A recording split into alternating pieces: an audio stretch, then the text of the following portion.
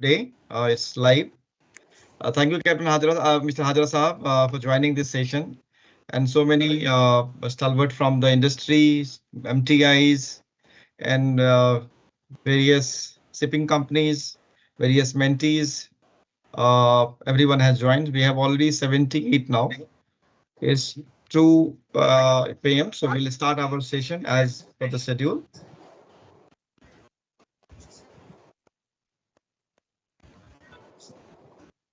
Captain Ramji sir, can we start? Yes, please.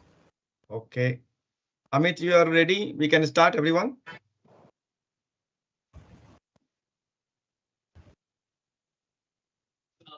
Yes. Okay. So welcome, everyone. Thank you so much for joining this session. It has been really great pleasure for us to host all of you, and especially to host Captain Mahapatra. We really thank Captain Mahapatra for agreeing to this noble cause and giving us time and share his knowledge, wisdom, and especially his experience with IMO to all of us. So we'll be discussing mainly about working and introduction of IMO and working of IMO.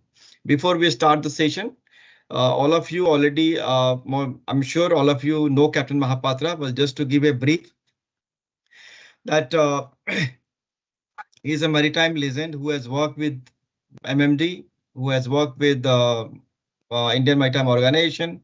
He has reached to a position of Director with Maritime Safety Division for Indian Maritime Organization.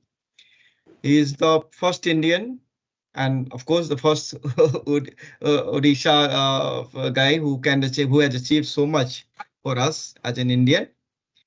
He is from Behrampur, it's a district in Odisha, who started his career in 1973 with Scindia Steam Navigation as a direct entry cadet. He became master in 1982 with the South India Shipping Corporation. Then after that, he joined as a nautical surveyor with Mercantile Marine Department, where he became as a left as deputy nautical advisor and then moved to Indian International Maritime Organization. And there he became Maritime Safety Division Director in October 2015. Today's session, as you know, it is about the International Maritime Organization working. And we do not see anybody else in India who can be better speaker on this subject other than Captain Mahapatra. So we have divided this in few segments. So after this introduction, Captain Mahapatra will have some sort of PPT, and then Captain Ramji and I will have some sort of question answer session with him, and then we are open to question answer session with all of you. So with this, I invite Captain Mahapatra to this officially to start this session. So before you start, sir, about speaking about IMO, I would like to start with tell us something about your journey so far and how you got into maritime and how did you end up at IMO. And over to you, sir. And thank you so much and welcome again. It's, to be honest, coming out to sea was definitely not what I had worked towards right in the beginning. That's another big story which comes in. But having joined into sea, coming out to sea with Scindias, and that was very surprisingly, it was based on a handwritten letter to, I think, 15 or 16 Indian companies in 1973. And I got a call from Scindias to come for an interview. So I was studying in Bhubaneswar. So Dad said, "Okay, you go and have a look at see Bombay and come back." So I went to Bombay, came back, and I forgot about it. A month later, there was a letter, "Please report to Calcutta for joining."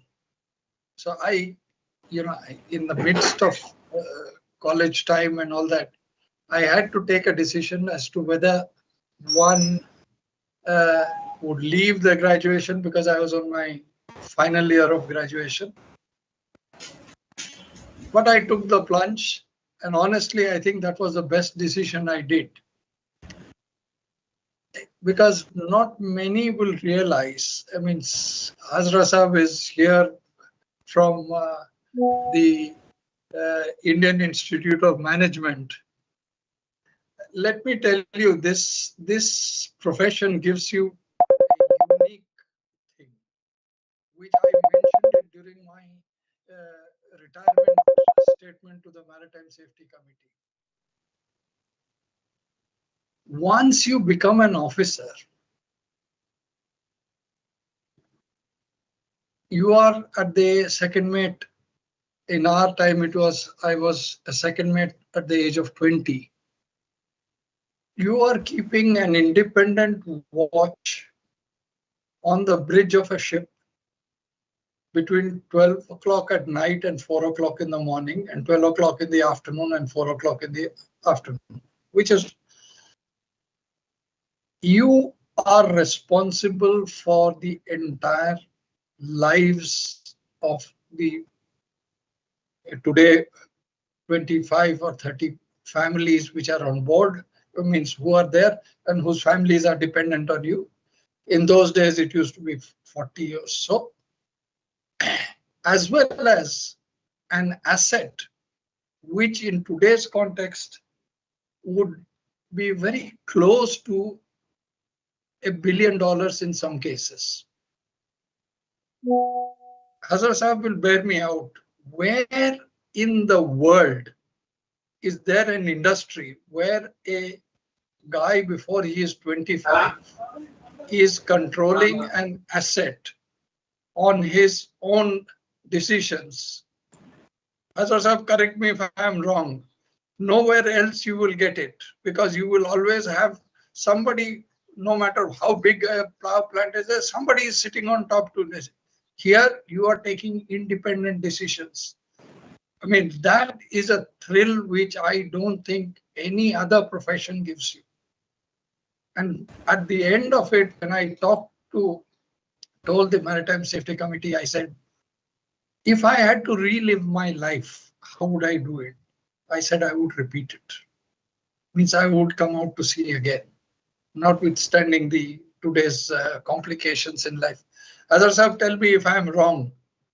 Does any No, you are absolutely right. The only not exactly, but the only comparison which comes to my mind, that sometimes when you are quite young, but not as young as 20 as second officer, but you are quite young as house physician or something in an ICU, then the house physician, because in absence of the senior doctors, particularly at night, they also are, in a way, they are in charge of the lives of so many patients there. And I mean, that moment I was thinking of this comparison, I also thought in another way there is a comparison between our profession and medical profession. But there again, our profession is better in the sense, in our profession, for every single certificate of competency, you have to appear for exam. And I don't think almost anywhere else, once you get a certain degree as chartered accountant or as whatever, and you start your job, you are then required to appear for any kind of exam. It is only in our profession, and in a way, I would say in medical profession, of course, there also it is basically only once that having passed the degree, you are not immediately getting a license to practice. For that, you have to do an internship, and then only you are given the license. So there is a slight, I would say, slight comparison, just like in this case, as you mentioned, that at a very young age, you are in charge of so many $1 million of assets, and plus another so many millions of cargo and the human lives. So you are absolutely right. I completely agree with you, Ashok. Yeah. Thank you, Azhar Sahab. The difference between the medical profession is the medical profession, yes, lives, yes.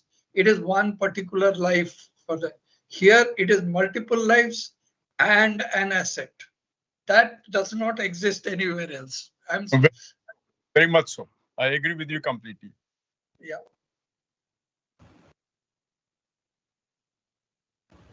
Yeah, and that is how I came in. And my joining the IMO also was a very classic case. I mean, I was holding the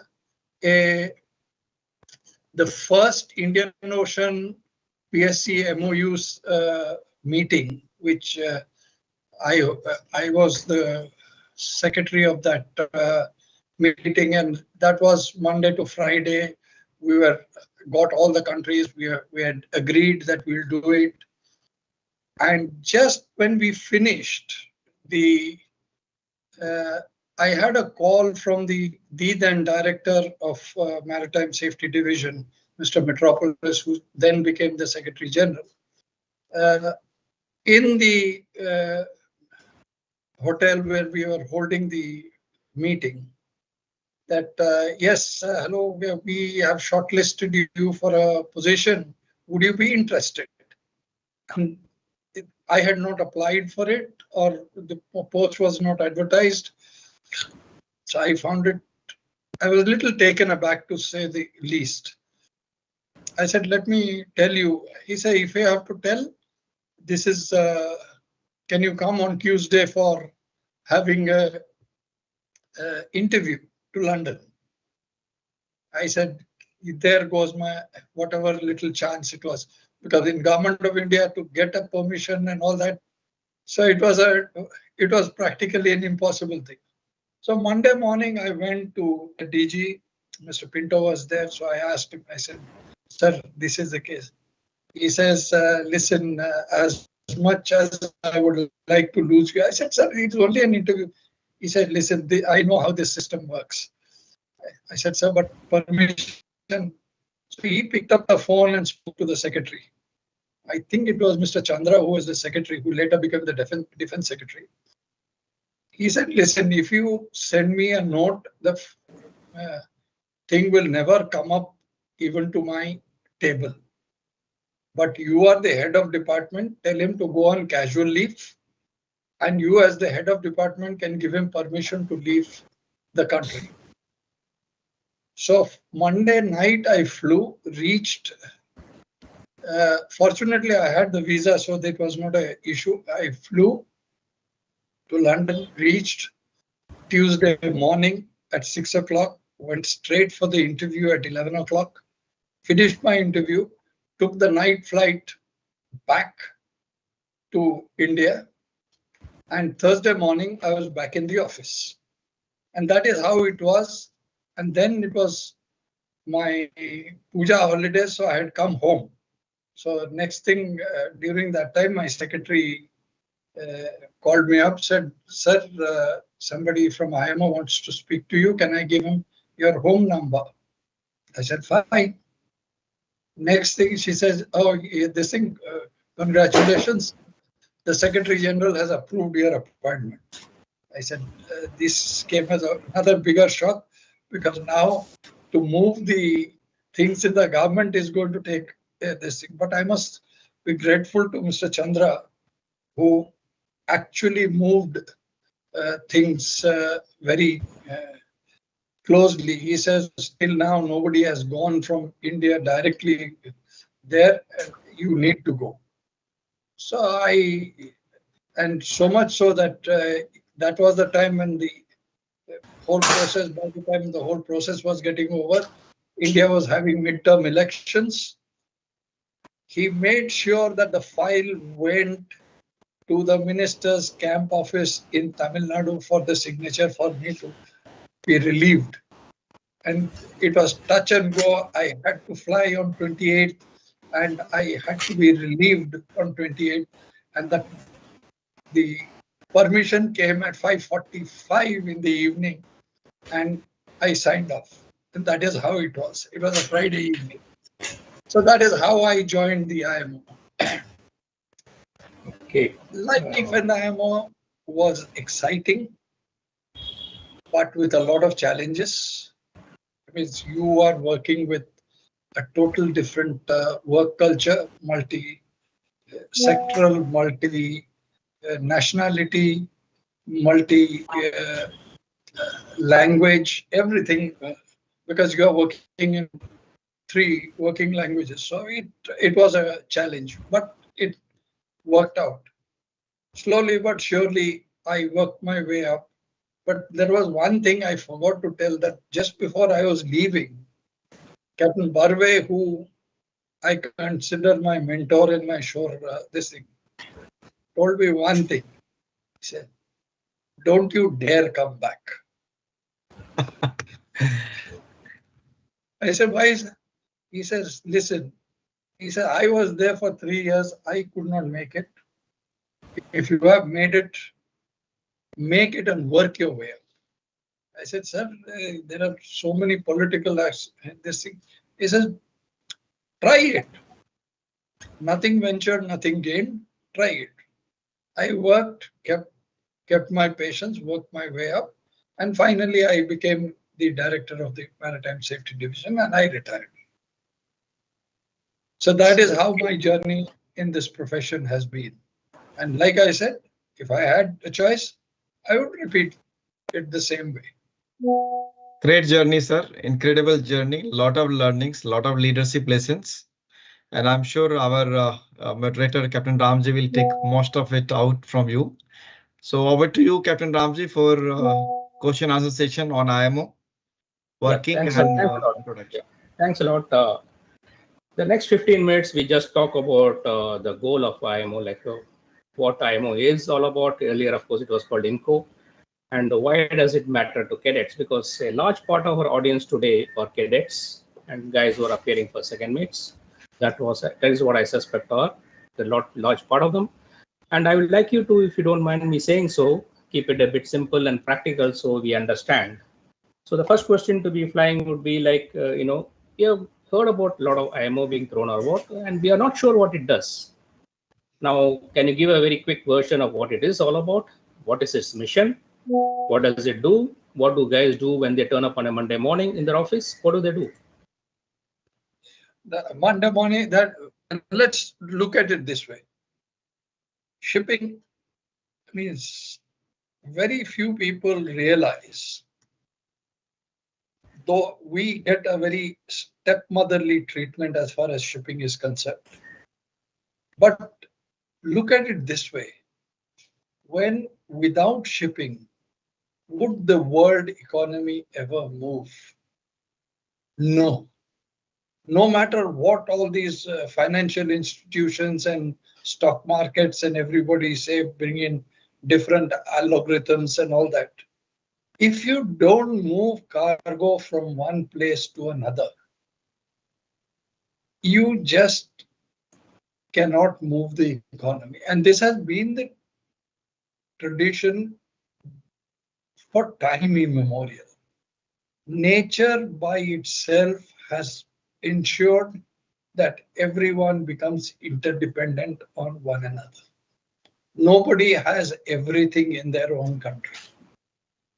And like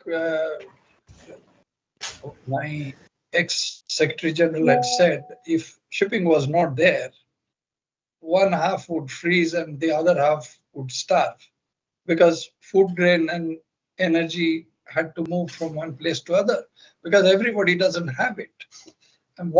And if everybody has it, then the world will become a very insular place, and it would be actually a very violent and a dangerous place.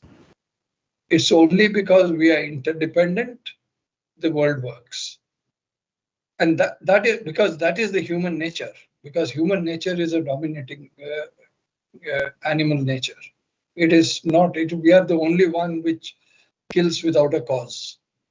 So let's be honest. So shipping as such is, and then to move this, what is required is to bring the rules in under a stable regime so that it is a common level playing field for everybody. Imagine if I am going from India to, say, Singapore. If the rules are not the same, an Indian ship going to Singapore have to comply next with Singapore rules, then go to Japan, comply with separate rules. So there was a general understanding that there needs to be a common set of rules, and that is done through the IMO.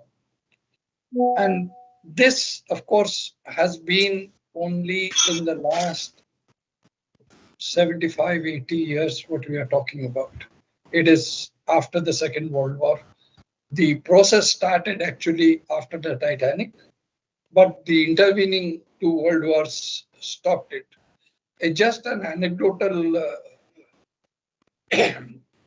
evidence on this. When ships changed from sailing ships to power-driven vessels, there was only one set of rules that required to be adopted for a common cause, was the rules of the road. Can anybody tell me how long it took?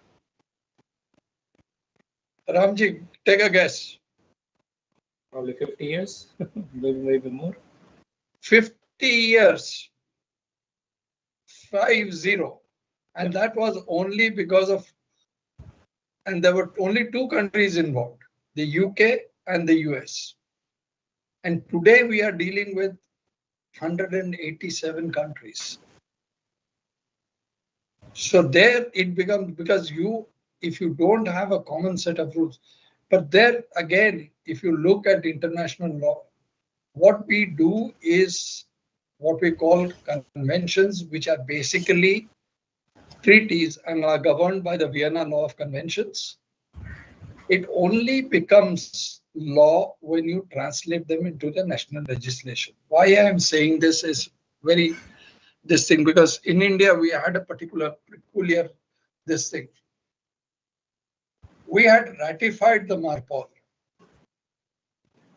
but it took us 15 years to translate MARPOL into our own national legislation. Because somehow or the other, the law ministry was finding it very, very difficult to understand the international scenario. And this is primarily because they are the law ministry. I'm not criticizing them, but their expertise is on domestic, this thing, which is based on basically two standard, this thing, which was written by Lord Macaulay, the CRPC and CPC, Civil Procedure Code and the CRPC. And they have not got out of the mindset on this. And unfortunately, the lawyers, the law officers who are sitting, not to criticize them, I mean, considering the salary they were getting, no lawyer who was getting a good practice would come.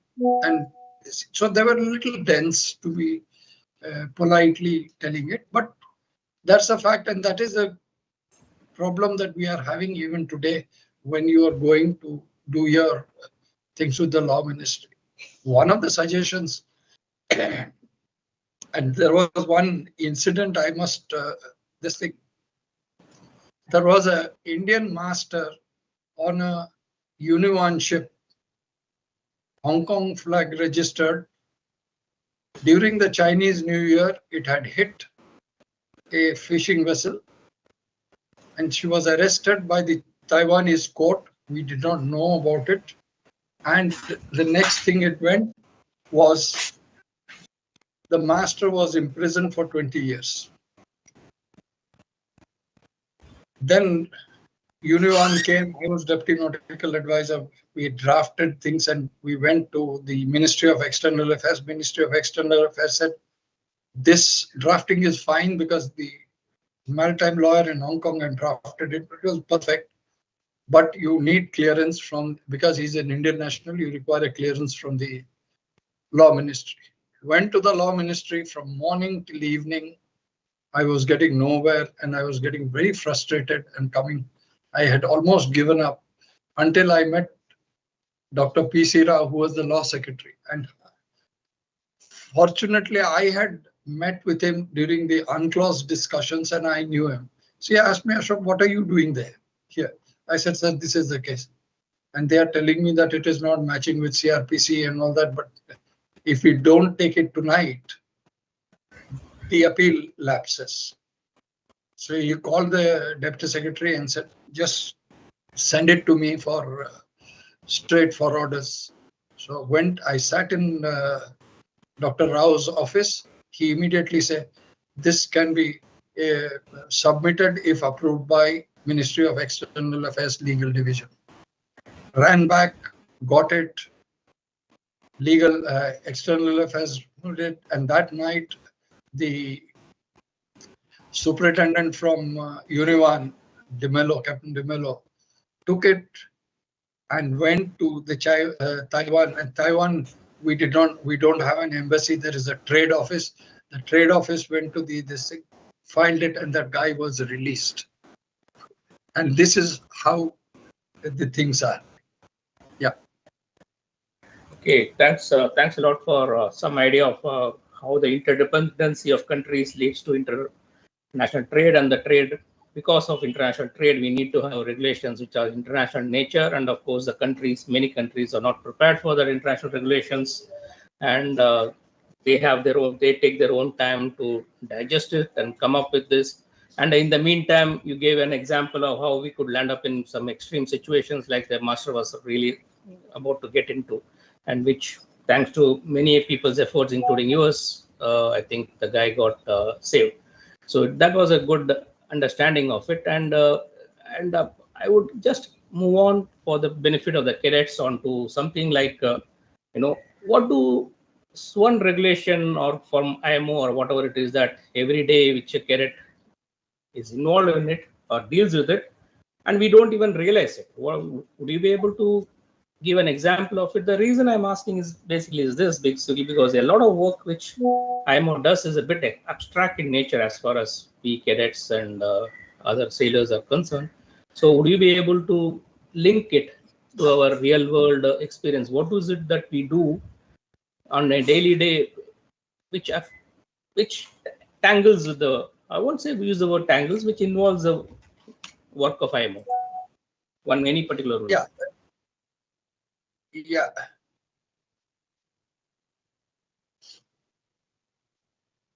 Yeah, the thing is, see, if you look at the IMO tagline, it's safer, secure ships on cleaner oceans. Where it starts is the word safer. That is where it affects even, forget the cadet, even the lowest of the crew member, it affects them.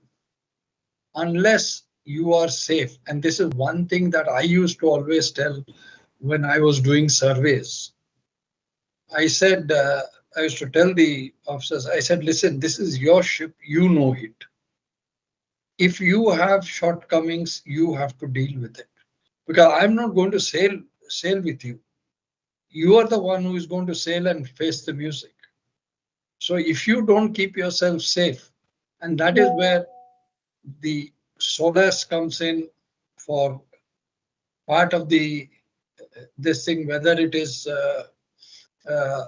the deck or the engine. If you look at chapter 3 of the SOLAS, which is life-saving appliances, and this is where it affects them directly or indirectly.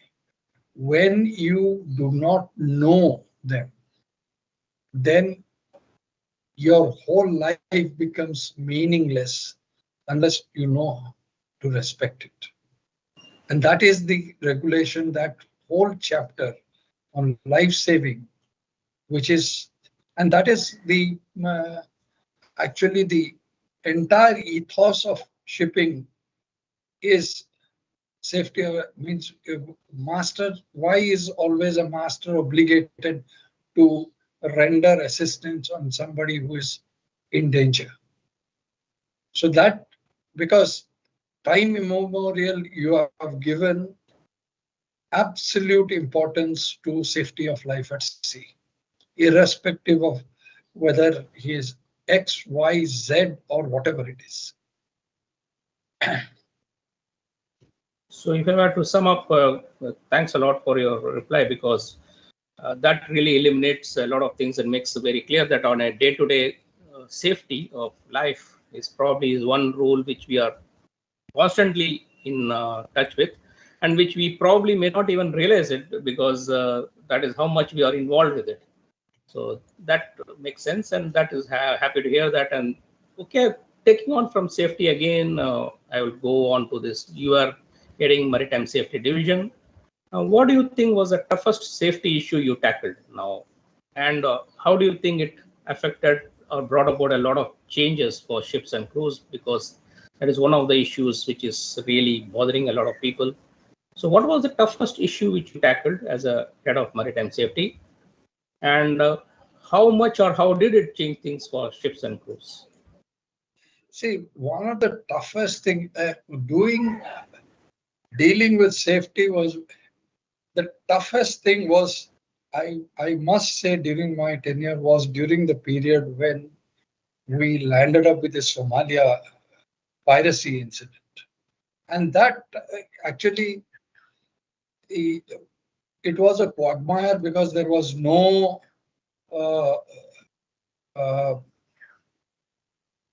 government in Somalia. There were other geopolitical issues that were this thing. I don't want to say it, but all of us know it. And nobody wanted to actually bell the cat to an extent. And we, within the IMO Secretariat, we had to go. And in fact, we went up as far as the Security Council. That means, though IMO is an absolutely independent UN body, but we went and made a presentation at the Security Council, but still countries were reluctant to give forces to control it, primarily because the largest US, after that fiasco during Clinton's time, when the American Marines were shot down in the capital of Somalia, Mogadishu. Everybody was reluctant. But then also you had the hawks that were there who played on to it, and there was a nexus between the pirates and people who were collecting money and all that. I mean, to say it was probably the most challenging period. Of course, from my point of view, the biggest challenge that I faced was, as soon as I joined, was the time when the 1995 amendments came in and the countries were submitting their information and getting on the white list. And to manage that, we had only 2 people in our office in the IMO. And you had to deal with it in a timely manner, without any prejudice, without any favoritism. And that was a challenge. It took us 2 years to get it, but it did, because we had to be unbiased. And there again, when we were doing these competent persons panel to set it up, you also had to see the geopolitical situation. You could not put an Israeli and an Iranian in the same panel, and you could not put a Pakistani and an Indian in the same panel. So these are the things which was there. That was one challenge which was personally but I was very satisfied when it came up. In fact, that probably gave me the next step when I was just immediately after that, I became the head of the maritime training and human element, and subsequently moved up. But these were the 2 challenges. And from the organization's point of view, there was nothing you could do on the regulatory aspect, but it was the political aspect which we had to tackle, which was the most challenging thing. Yeah, thanks a lot, because that really tells us a lot of things, like how much of work in the background gets done and doesn't get noticed by us because we are not aware of many of these things, like the amount of work which you have to do to keep us safe. For example, right from the master getting released from about to get jailed and he gets released, or work with the Somali pirates or whatever, be it without much political backing. Yes, it gives us a fairly rough window of what IMO does and what it does for a living. And what I would request you now to is to have a presentation from your end. So you can take about, say, about an hour and tell us a bit more in depth, so that us cadets and a lot of second mates who are the audience, primary audience out here, would like to learn a lot more in depth. Thanks again. Yes. Really thanks. Okay. Sir, I have Okay, one Roger. question to Captain Mahapatra. So, Yeah, please. sir, you are like 10, 15, 20 years in IMO. So tell me one thing, the selection process, is it transparency in IMO? Only one question. Yes, it is transparent. So how If to that evaluate were- that one? Let me tell you. When I joined in, I was competing against two people from Europe, one from Australia. Yet I made it. And I did not know anybody in the IMO there. The others had been actually coming in for a long time, attending meetings and all that. I have my own listing of how we are very lackadaisical in our meeting approach. But that is how it was. I mean, I would say it was very transparent. And even when I did it, when I was recruiting people, believe me, we had a matrix on which we do the marking. And then that is looked at by, after I do it, there is an independent source within the organization which looks at it and then accepts or declines the recommendation made. Is there any influence, Secretary General, when the selection process is there? I just would request you to hold on to those questions if you don't mind me saying so, because a lot of this audience, Yeah, target it's okay. audience, I is got it. cadets Yeah, and okay. second mates. It's okay. Okay, And okay, we sir. like to Thank you. cater to them if you don't mind me saying so. And you can always have a Q&A session right at the end if you don't mind me. Okay. Yeah. I would interrupt just for a minute because I am committed to something else from 3 o'clock. So I would seek leave of Ashok. It was very nice at least meeting you digitally, and it was very, very nice that, about your question, answer and presentation. Very nice as usual. You have been very forthright, very clear, and you have mentioned in so many, in no uncertain terms, how your working was. One very small comment I would like to make is that you, of course, mentioned about the Somali pirate being one of the biggest challenge. The other thing I thought, because that must have been also in your tenure, the 9/11, the speed at which IMO moved for ISPS was something absolutely, unprecedented. I mean, definitely that must have put a lot of pressure on IMO because in such a short time, such a convention coming up was almost unheard of. Yes, Captain Azhar Sahab, you are quite right. The 9/11 was literally took us by storm. But we knew the path. So knowing the path, we had the process of the regulatory aspects to be done. Yes, the resources which had to come in, and the advantage here we had the advantage was because US was attacked, US pumped in all the resource money that was required. So there, see, once you have this thing where you have a regulatory path, it's a question of whether when you get the resources, you can do it. Here you got the resources and you knew the regulatory path. But in the Somali pirates, you did not have a regulatory path, neither you had the resources, and that is where the challenge was greater. Yeah, very true. I completely agree. Just one more very small comment just before I leave is that, I have, of course, quoted Efthymios Metropolis so many times, which you did. about half the world starving and half the world freezing. But I have always added one more thing. I said this, I don't know if someone else in past also had mentioned, but at least I have not heard anyone saying that. I always say that but for shipping, our mother planet Earth would become uninhabitable by humanity. Because both in terms of carbon footprint and greenhouse gas emission, we are so much more environmentally friendly vis-a-vis, of course, aviation, which comes the first, and even railways and road and everything. We are so much more environmentally friendly.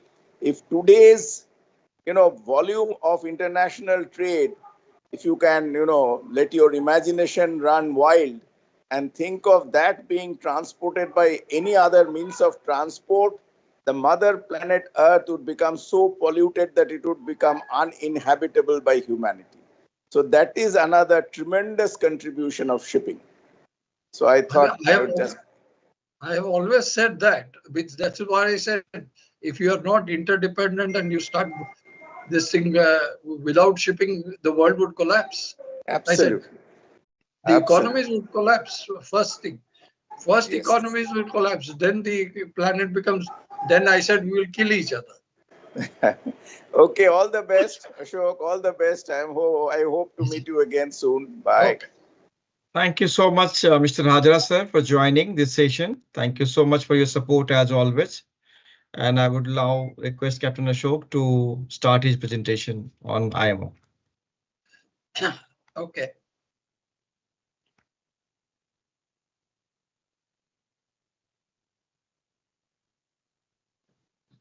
Can you all see my screen?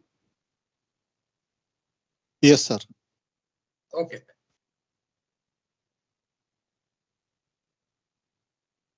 The International Maritime Organization, it is, I always say it, it is our heritage, a better shipping for a better future. Now, let me give you a little bit of history here.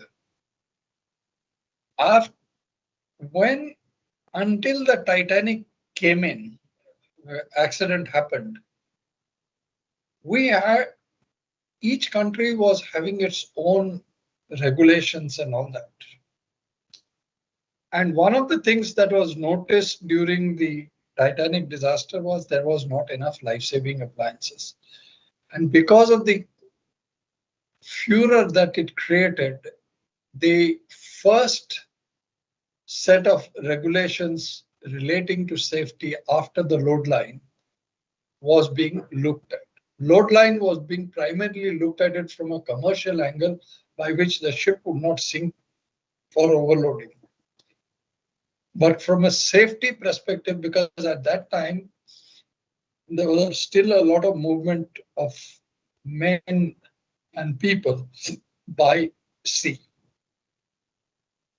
But unfortunately, by the time the rules were being made, the First World War came in, and then they started looking at this thing. Just after the First World War finished, then they re-looked at it, and then looked at it, and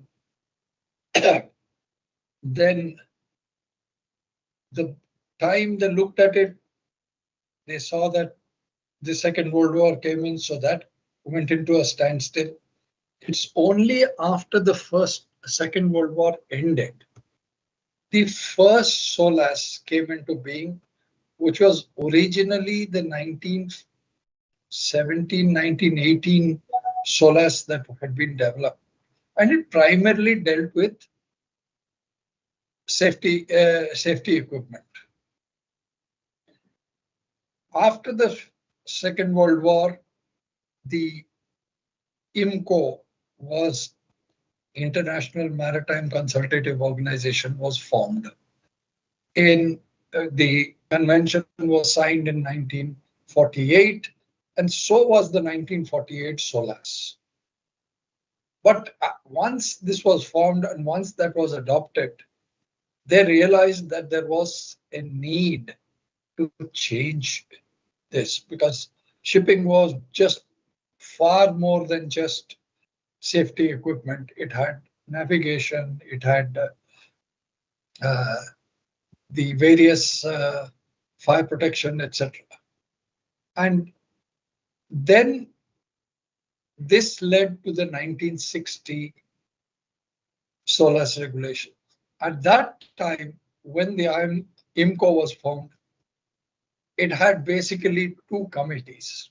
There are two meetings. This one was to look at the safety of life at sea, and other was to look at the collision regulations. So 1960, the 1960 SOLAS was adopted, and the 1960 collision regulations were adopted. And then they realized that no, this is not enough. We have to start working for various things. And at that time, the IMO had one maritime safety committee, and the other was the subcommittee on navigation, primarily to look at safety of navigation. Then came the Exxon Valdez accident. That gave rise to various conventions on liability, and started working towards various process of dealing with oil spills and all that. Before that, you had the 1954 oil spill convention, but that was again very wishy-washy thing. So 73, you had the SOLAS,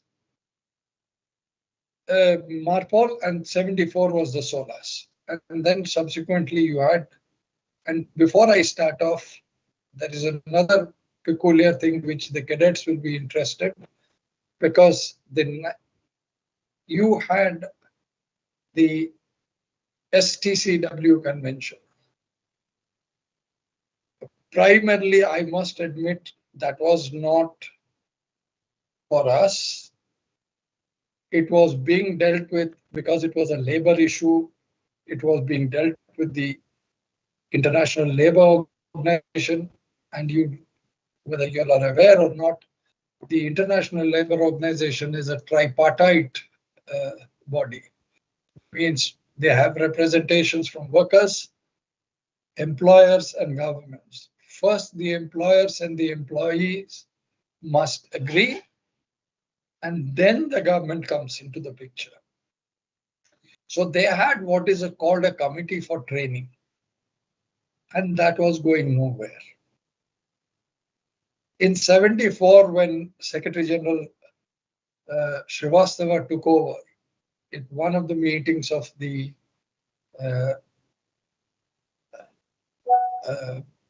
chief executives of international organizations met, the Director General of ILO talked to Dr. Srivastava, and then they were discussing, and he said, I'm having this problem. Can you help? He said, you give it to me, I can do it, because we have only a single party. It's only the governments.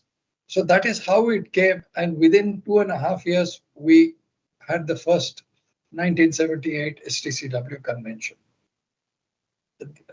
I mean, this is primarily your history for the cadets as to how your certification system came into being.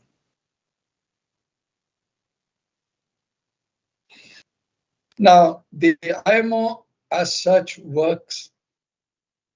has got 6 official languages: English, French, Spanish, Chinese, Russian, and Arabic. And working languages is English, French, and Spanish. That means any meeting that is being done will be having the documents in all these 3 languages. And while at the meetings, they can speak in any of the 6 official languages. So you see the challenge that comes in for us in the Secretariat, because when I make the report,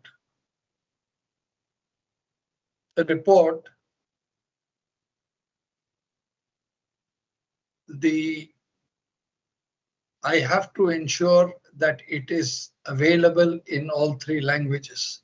That means we in the Secretariat have to work overnight and then start ensuring that the translators are working through the night, and by 9:30 in the morning when the delegates come in, they have it in the three working languages.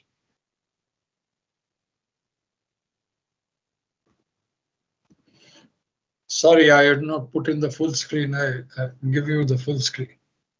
So what does IMO do? It sets global standards for vessel safety,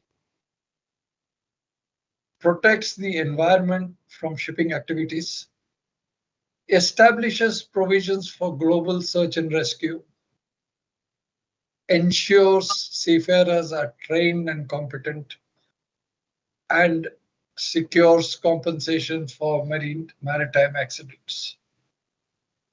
And this is done by adopting treaties. Why, you will say, why I'm using the word treaties, whereas all our terminology, which we say is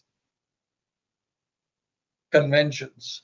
The conventions are actually governed as treaties, and they are covered by Vienna law, the law of treaties and conventions.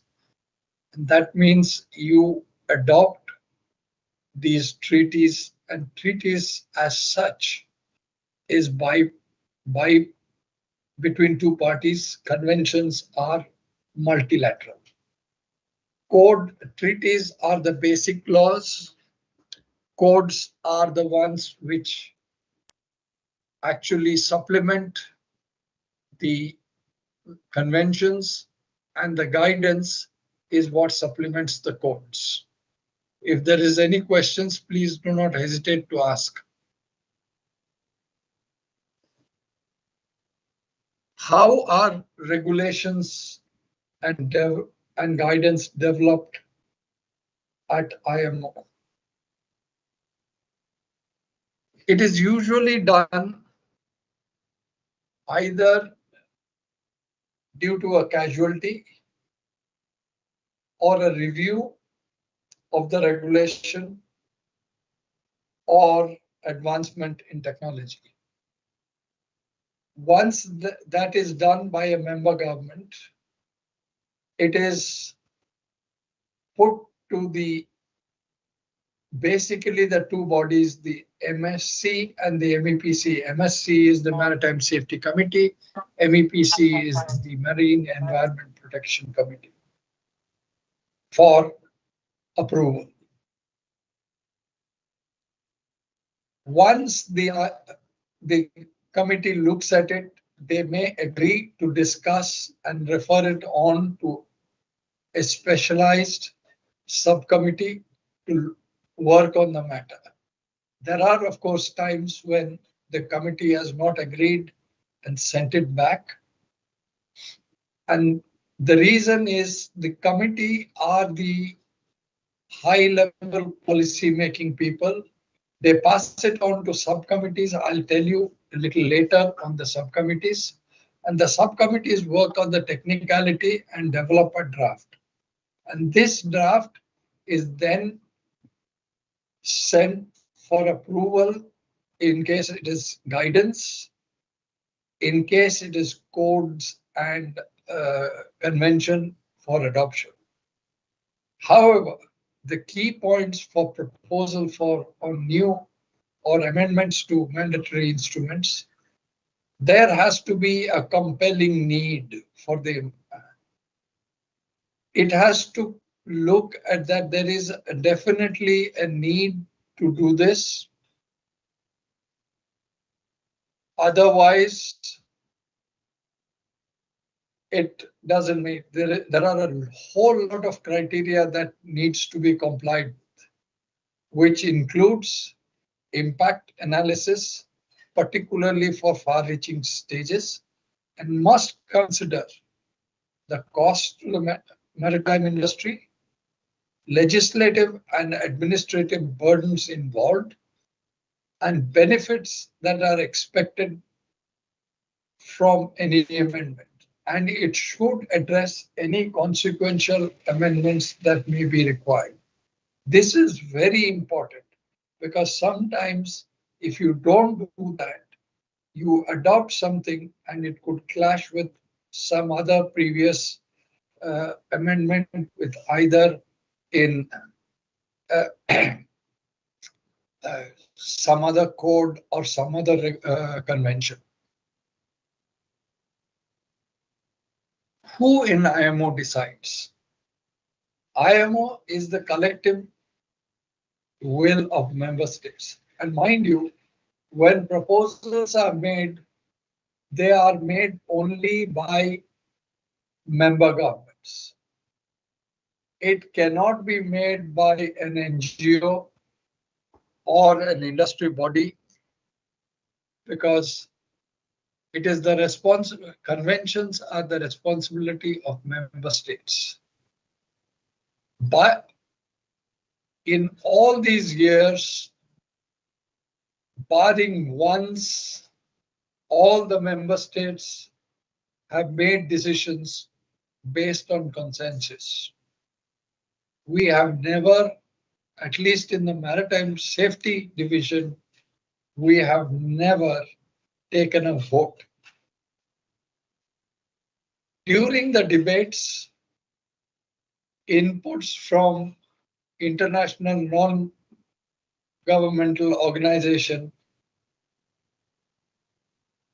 in consultative status with the IMO are also considered because we understand that they are also the repository of vast amount of data and experience. Once the regulations are adopted, what about implementation? Let's talk about that.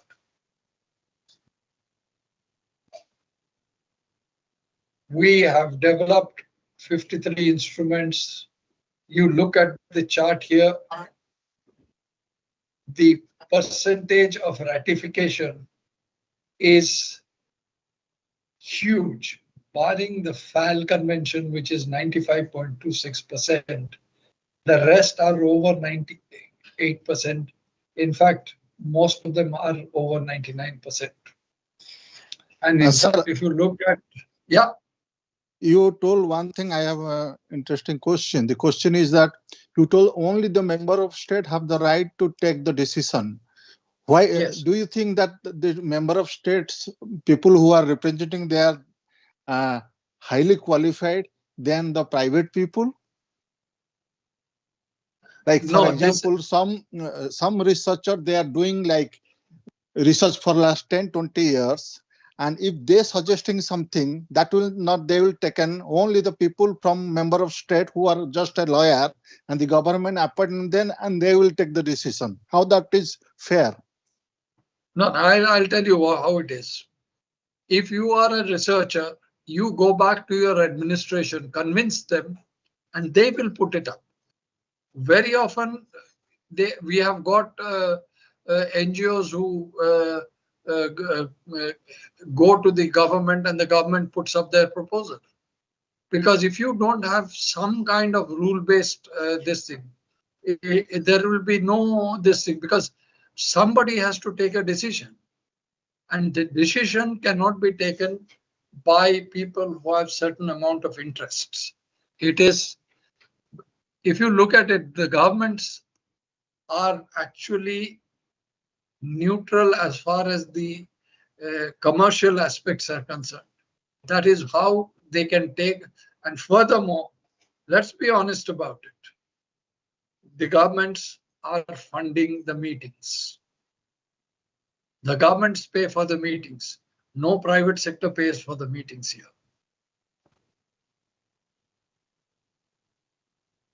May I request everyone that we will keep this question answer at the end. Let sir finishes his presentation first. We will have a separate session on question answers. Thank you. Implementation is the responsibility of member states. Primarily, it starts with the flag states for their own flagships. And second is the port state control, which is the second line of defense, because you can't have some. The second line is like a second opinion which is kept, so that if a member state falters, the port state takes over. And then we have another this thing, which is the IMO member state audit scheme, which is a cycle of 7 years to ensure that the countries have implemented the regulations that they have adopted and signed up to. And this comes in a rotatory basis. Can we just request you, Captain, to move forward the presentation as well, if you don't mind me saying so? Pardon? The presentation seems to be frozen. Could you please move the presentation forward as well, please? If you don't mind me saying so. Is it moving? No. You may want to put it on slideshow and try it.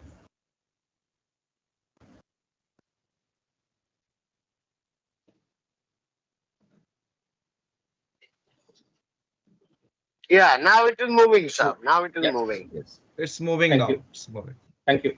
Yeah, it's moving, sir. Moving. Thank you, sir. Okay. Are you seeing this IMO meetings? Yes, Yes, IMO meetings. yes. Yes, that screen is there. Just let me move it down once. Is it moving down? No. Huh? Negative, sir. Negative. Negative, sir. Okay, okay. You can try. You can try going to slideshow and the current slide, and you will be there. Slideshow on top. Yeah. Yes, you are there, sir. You're there in IMO meetings. Okay, let me keep it here only. If it is not too much, I have already passed this down. You can share this with everybody. I have no issues with it. Yeah, no problem, sir. You can send it with us. Later on, we'll share it with them. No, it is there with Jaiswal. Okay, fair enough. We have the main body is the assembly, which meets every 2 years. And that consists of all the member states and the 3 associate members. The 3 associate members are basically Hong Kong then, and the assembly meets once in 2 years to discuss the budget. And there are some small technical aspects which are actually more of window dressing than anything else.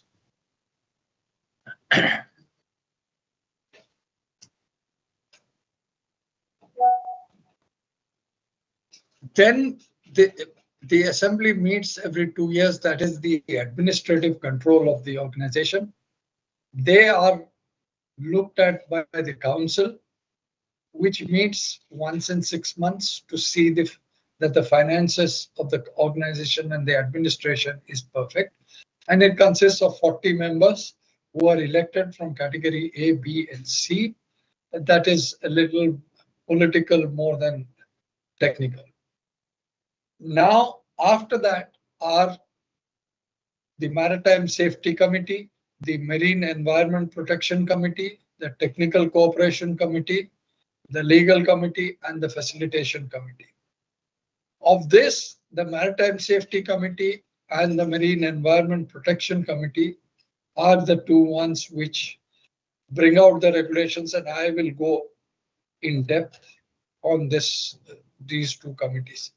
The other 3 committees are not that much of importance for people right now, barring the FAL committee, which deals with ease of business so that the paperwork is standardized for the world over. The Maritime Safety Committee has got 6 subcommittees under it. One is the ship design and construction, the ship system and equipment, the human element and training and watchkeeping, navigation, communication and search and rescue, carriage of cargoes and containers, and implementation of IMO instruments. The Marine Environment Protection Committee is having the pollution prevention PPR. These are basic. However, the caveat is there that very often these subcommittees report often to both the committees if there is anything pertaining to their committees. And this is how, and the Maritime Safety Committee meets 3 times in 2 years. So does the Marine Environment Protection Committee. This is a standardized thing, but sometimes you can have extraordinary session. We've had extraordinary session of the Maritime Safety Committee. I believe we are going to have an extraordinary session of the Marine Environment Protection Committee this year. Look at various aspects of greenhouse gases. The organization and the method of work done both in the Maritime Safety Committee and the Marine Environment Protection Committee and their subsidiary bodies, means the subcommittees that I talked about, are required to follow guidelines that are set out in MSC and MEPC circular, which is given here.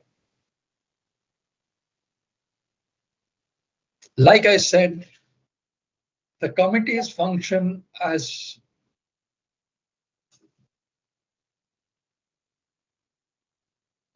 if committees function as policy-making bodies, their subsidiary bodies are purely technical bodies. Committees routinely examine the output, allocate the work to the subsidiary bodies. They review the allocation of meeting weeks and approve the respective biennial and provisional agenda. And this is very important. The subcommittees on their own cannot decide what they are going to discuss and what is going to be their agenda. This has to be discussed and agreed upon by the parent committee. The committees regularly review the status of conventions, protocols, and other major instruments under the purview. The committee chairs usually convene a meeting of the chair of the committees and the subcommittees, the subcommittee at least once a year. That is to ensure harmonization of the work, because sometimes the technical work may overlap between 2 committees. Then how do you look at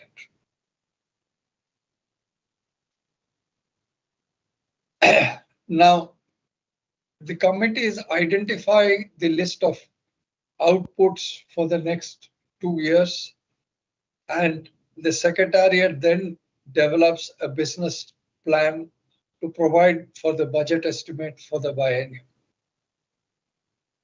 The decision of the list of outputs for the next biennium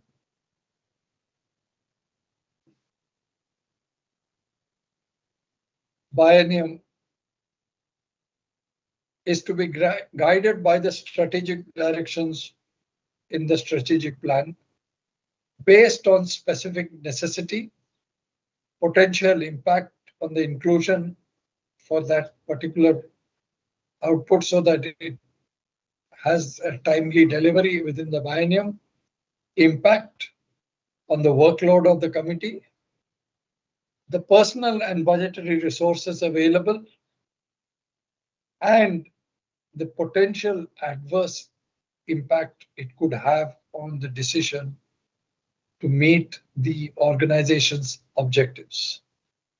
And of late, we have been particularly sensitive to the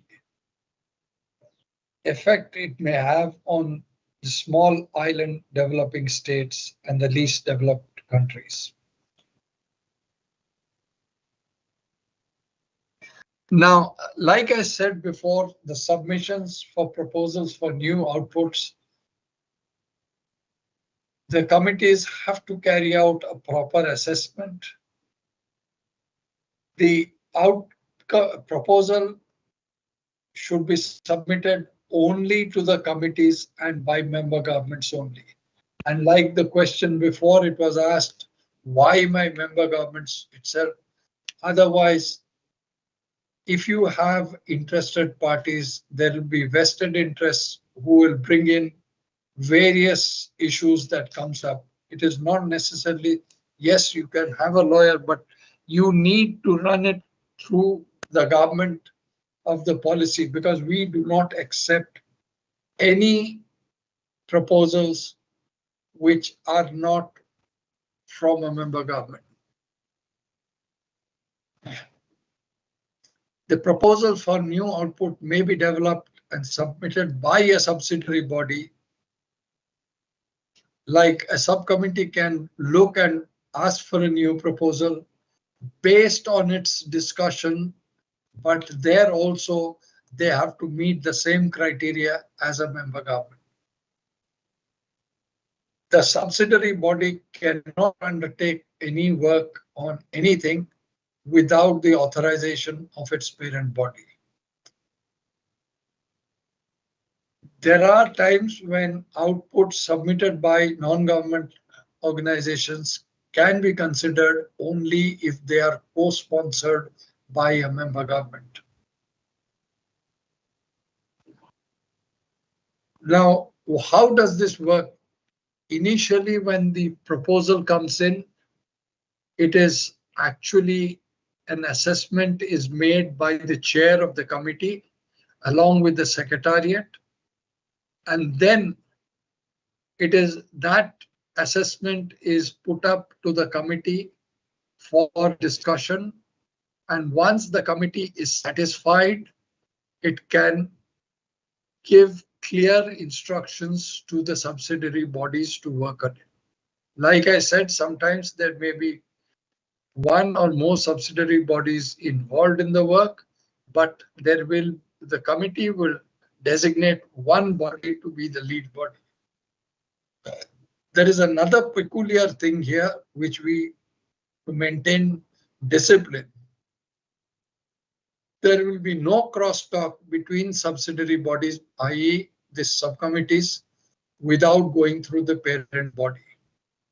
If, say, the NAV subcommittee wants to convey something to the training subcommittee, then they have to give it first to the MSC, Maritime Safety Committee, and the Maritime Safety Committee will then give it to the training committee.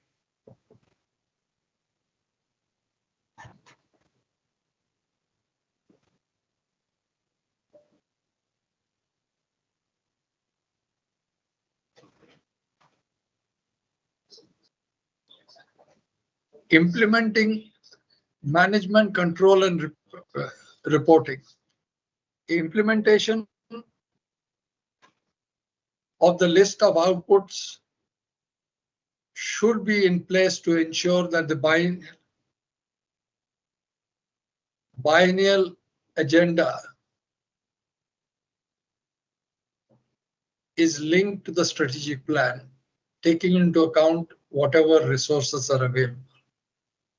There has to be a transparent link between the strategic plan and the organization. And by the way, the strategic plan is developed over a period of 6 years. And the target completion date has to be agreed upon. Continuous and output items and outputs are discouraged. That there cannot be a particular item on the agenda which will be there for time immemorial.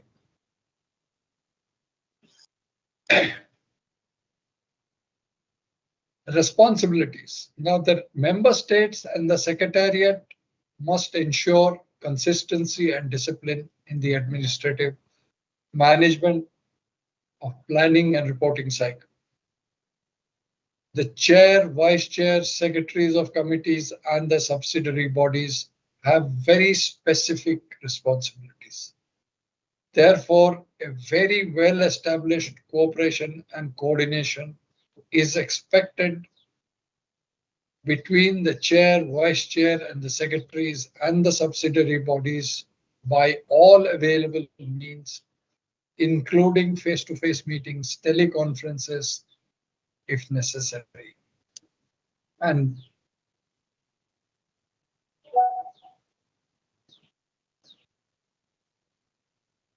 now, working arrangements is very flexible in the sense that the subsidiary bodies should be very specific to ensure that the work of the committee is done as per the directions of the committee. The subsidiary bodies cannot report or recommend convening of working groups during the session of the committee without prior consultation with the chair of the committee. The subsidiary body may request contribution from another subsidiary body through the parent committee, in which case sufficient time should be given to make this contribution. Each of these subsidiary bodies should focus only on the technical work and should normally not reopen discussions unless there is a compelling need or an output for it. Subsidiary bodies are not permitted to expand the scope of their existing outputs unless authorized by the parent committee. By and large, subsidiary bodies do not issue circulars prior to the approval by the committees. However,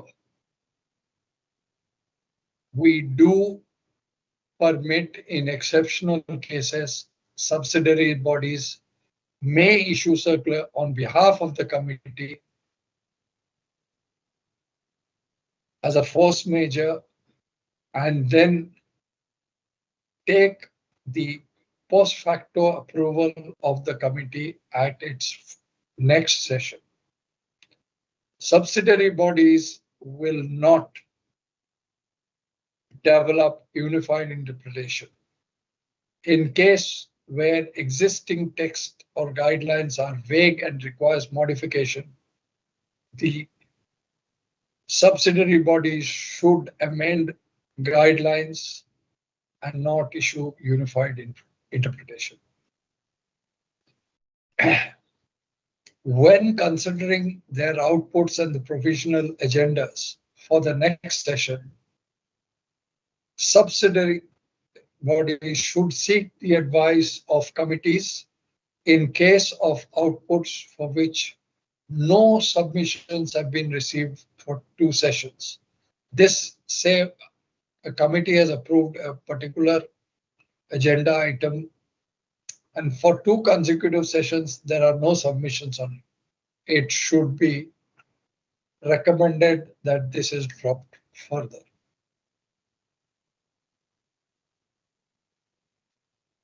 When selecting the provisional agenda, the subsidiary body has the responsibility to look at urgent and important issues, taking into account the number of working days and the number of working and drafting groups available within the session to do it. And I'll tell you this working group and drafting group. Every body, every technical body has the liberty to establish 3 working groups and 2 drafting groups. Drafting groups are just polishing this thing. Working groups, a particular, so as to free the parent, the plenary, to keep discussing the agenda while the working groups go out and start discussing the technicalities of a particular agenda item. And why we don't give more than 3 working groups and 2 drafting groups is to ensure that countries with small delegations are able to participate so that it is a holistic input. All outputs should be selected from the biennial agenda and where subsequent sessions will occur in the coming budget from the accepted outputs which the committee has agreed to include in the post-biennial agenda. Biennial agenda is for these 2 years and post-biennial agenda is for the next 2 years. The total number of outputs at the workload should be kept appropriate and manageable. By and large, it is kept for working groups.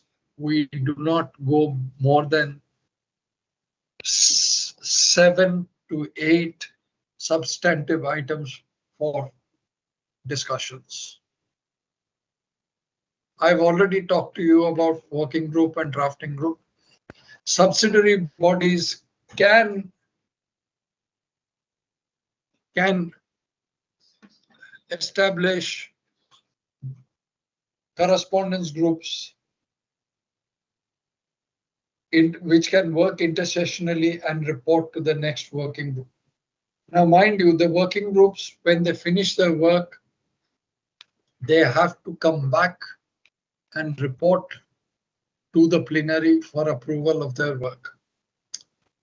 Intersessional working groups, a subcommittee cannot convene it on its own. They have to recommend it to the committee and the committee has to approve it.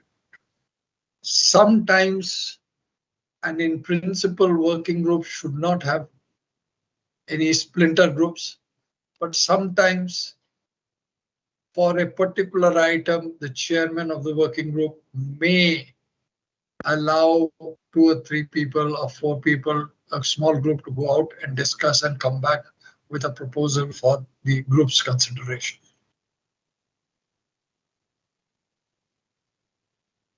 I've already taken this correspondence group, intersessional working groups. Now, this is how the working. Now, how do you make submissions? There are very clear instructions on this. They have to be prepared in single spacing, concise, so that it has to be timely, facilitate the processing. Because remember that the working paper, all the papers have to be translated into the 3 working languages. That is English, French, and Spanish. And to facilitate it, it has to be submitted in working in Microsoft Word by email to the relevant committee or the subcommittee. Now,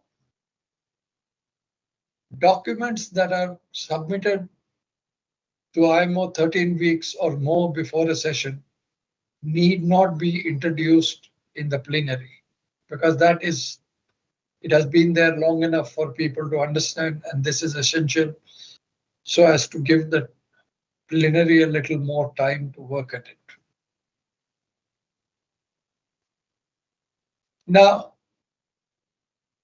there are certain regulations on submission of documents. A general rule is that documents should not be more than 50 pages. And if the pages exceed 50 pages, then the deadline for submission is 1 week for every 20 pages. Now, this is the chapeau to it. I'll tell you how this thing is looked at. Proposals for inclusion of new output shall be no later than 13 weeks before the relevant session of the committee. Documents which are more than 6 pages and which we consider it as bulky document should be received by the Secretariat no later than 13 weeks before the opening of the relevant session of the committee or the subsidiary bodies.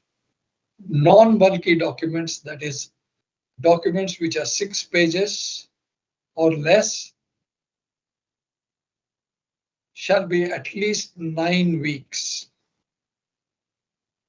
And documents which are 4 pages and are commenting documents should be not less than 7 weeks.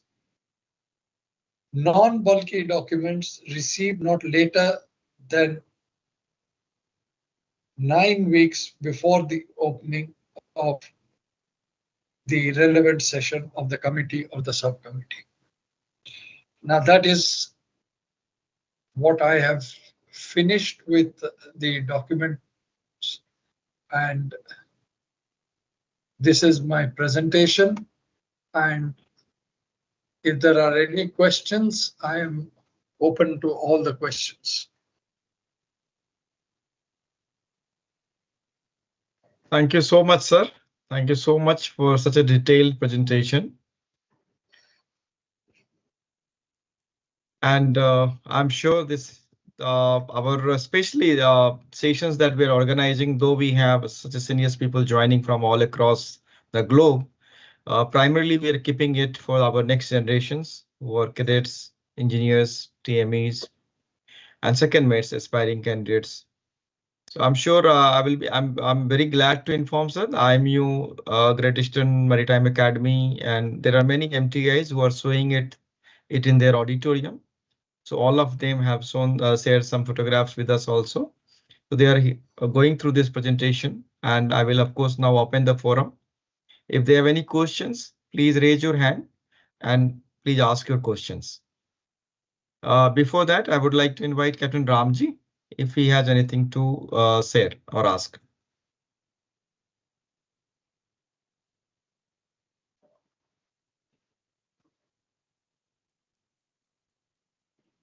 Captain Ramji.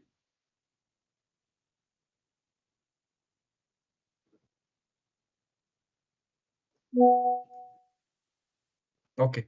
Captain Saran, you have raised your hand. If you may, if I may ask you to please ask your question. Good afternoon, Captain Mahapatra. Thanks for a lovely presentation. Just a small question based on various chats and groups I've been seeing lately. Do dynamics between member states significantly create a real challenge at IMO? It does. I mean, I will not beat about the bush. And there, actually, the Secretariat comes in and plays a very crucial role and tries to see where the common ground can be met, and we suggest to that. And let's be honest, the Secretariat has been a very honest broker, and we have had a lot of trust and faith placed on us by the member states as well as the non-governmental organizations. So when we say something, because as Secretariat, we forget which country we are from. We are there for the member states. And that is why we are never biased. So they tend to accept our views quite well. Okay, that I think. Like I said, till today, means in my entire 20+ years there was never a time when we did not reach a consensus in the Maritime Safety Committee at any time. Yes, there was time when we have probably deferred it for consideration at the next session. And then the Secretariat runs between a few people, tries to get a common ground and gets the agreement, because that is how international diplomacy works. And that is how, and that's what we were paid for. I mean, I have no bones in saying it. We do that work. It is difficult. You have to understand each country's point of view, look at it, see how much can be, will there be a give and take. I believe Ajay Chatterjee also has his hands raised. Good afternoon, Ajay. Thank you, sir. Thank you for great clarity here.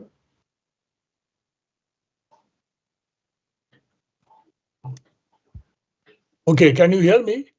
Yes, Ajay, we can hear. Yeah, Ashok, it was a wonderful presentation as usual, very vivid, and I'm sure the cadets and the young officers who are listening would be enlightened. I have just a follow-up to the previous question about dynamics of between member states. When I was representing the government of India at MEPC as a vice, and I was the vice chairman, this Annex 6 revisions was taking place, Marpol Annex 6. And one of the very pertinent questions raised by India and also supported by China was regarding when the GHG emissions issue came up, that is Chapter 4 of Marpol Annex 6, about common but differentiated responsibilities. And at that time, I remember Mr. Metropolis, he came down from the plenary and said, Mr. Chatterjee, you are the vice chairman, why are you raising this question? I said, this involves my country. So I should get a clear answer to this, let the plenary decide. And since then, I have yet not heard whether this has been further taken up and GHG has come through and so many other Marpol Annex 6 and revisions have taken place. So can you please throw some light on this? You will have a better knowledge on this issue. Thanks, Ashok. Ajay, I'll tell you. That's why, my diplomacy was its work. This thing, I sidestepped and I said consensus was only with the Maritime Safety Committee. I knew this was the only time where in MEPC you had that voting on. Yes, yes. And I know that. And that is the only time we have had the voting in the IMO for the Annex 6 part of it. But that Chapter 4 of Annex 6, that's the only thing. But since then, somehow or the other, there has been a very actually good cooperation between the countries when they are looking at it. And the only problem that I see is from Europe, primarily from Europe. I'll tell you, I was before you came in, I was talking about it. They have lost all their manufacturing, which is a fact. This is the next way of colonialization by which they can, otherwise their economies has started to go down. That means you see that UK is behind India today in the economy. And slowly but steadily they are getting. This is the only way of Europe trying to be relevant. And in the IMO, it is basic. And right now, even within the European Union, there is a big divide between the North and the South. If you look at it, starting from Spain, Portugal, Italy, Greece, and this side, Western side. The Eastern side, they don't matter very much, but it is there. And Europe is going to have a bigger problem than that. And they are finding it difficult to find the consensus on that. So we're going to have this issue coming up on and on. So I understand this matter was more or less brushed under the carpet. I mean, they took, that was the time they took a vote. You remember that? Yes. And there was no conclusion in that voting, unfortunately, at that time. Huh? At that time, there wasn't a clear consensus, after the voting no, also. No, there was no consensus. It had to be a vote. And in fact, for that, Metropolis had asked me whether I could speak. I said, sorry, I will not speak on this. Don't use me for that. I said, you are supposed to be an impartial broker, so don't tell me what this is not impartiality.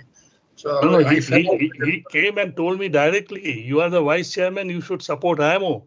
I said, on this issue, it is my nation first, you know. Anyway.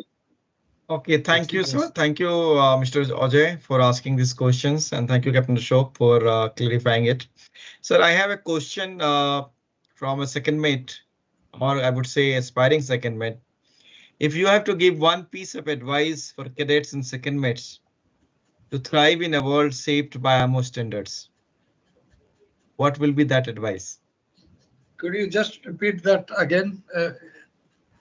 Sir, if you would like to give one piece of advice to a cadet or a second mate, or I would say, you said that if you have to start your life again, maybe you would like to join the sea again. What would be the advice you want to give to your younger self? If you are a new second mate or a cadet. Okay. I mean, I think this was something I was going to try and address one way or the other. I'll just go back to the time when I came out to sea.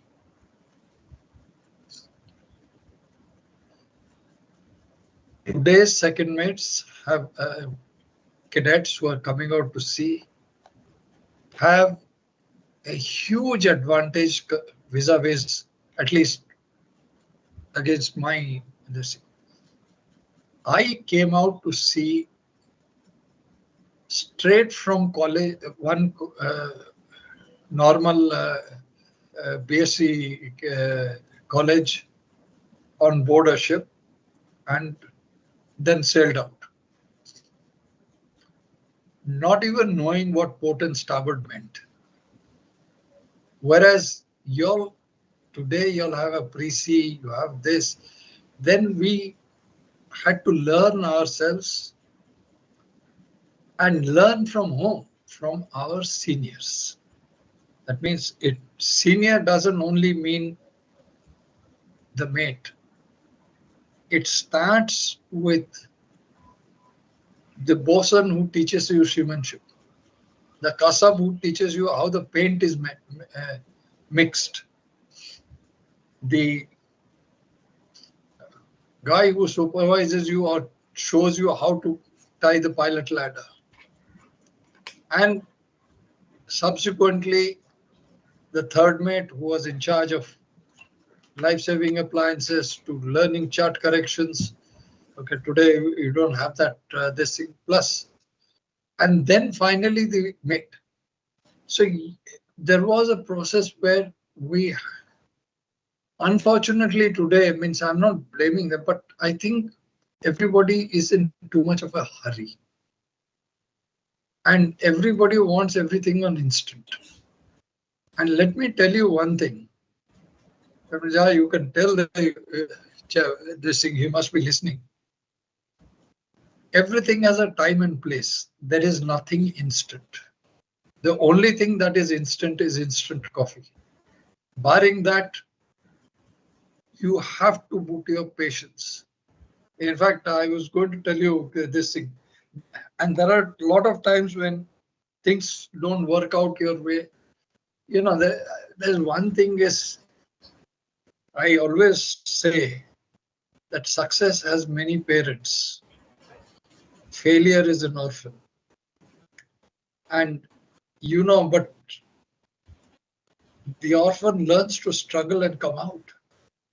And that is how you have to learn. Things may not work out today, but you'll have to look at it, work at it, have patience, see everybody working, learn from the. Of course, today there is a change in dynamics. We used to sail 8-9 months together. Today it is only 3 months contract, so you don't get that kind of continuity of mentorship from your senior officers. But you have to learn. You have to keep your eyes open and see what is happening around you. Be aware. Awareness, looking around. why in Colrex we talk about lookout? Because by lookout, you see everything. A proper lookout gives you all the dangers that is coming in. If you are aware of your surroundings, you will move ahead. Otherwise, you will trip somewhere because you will not see something.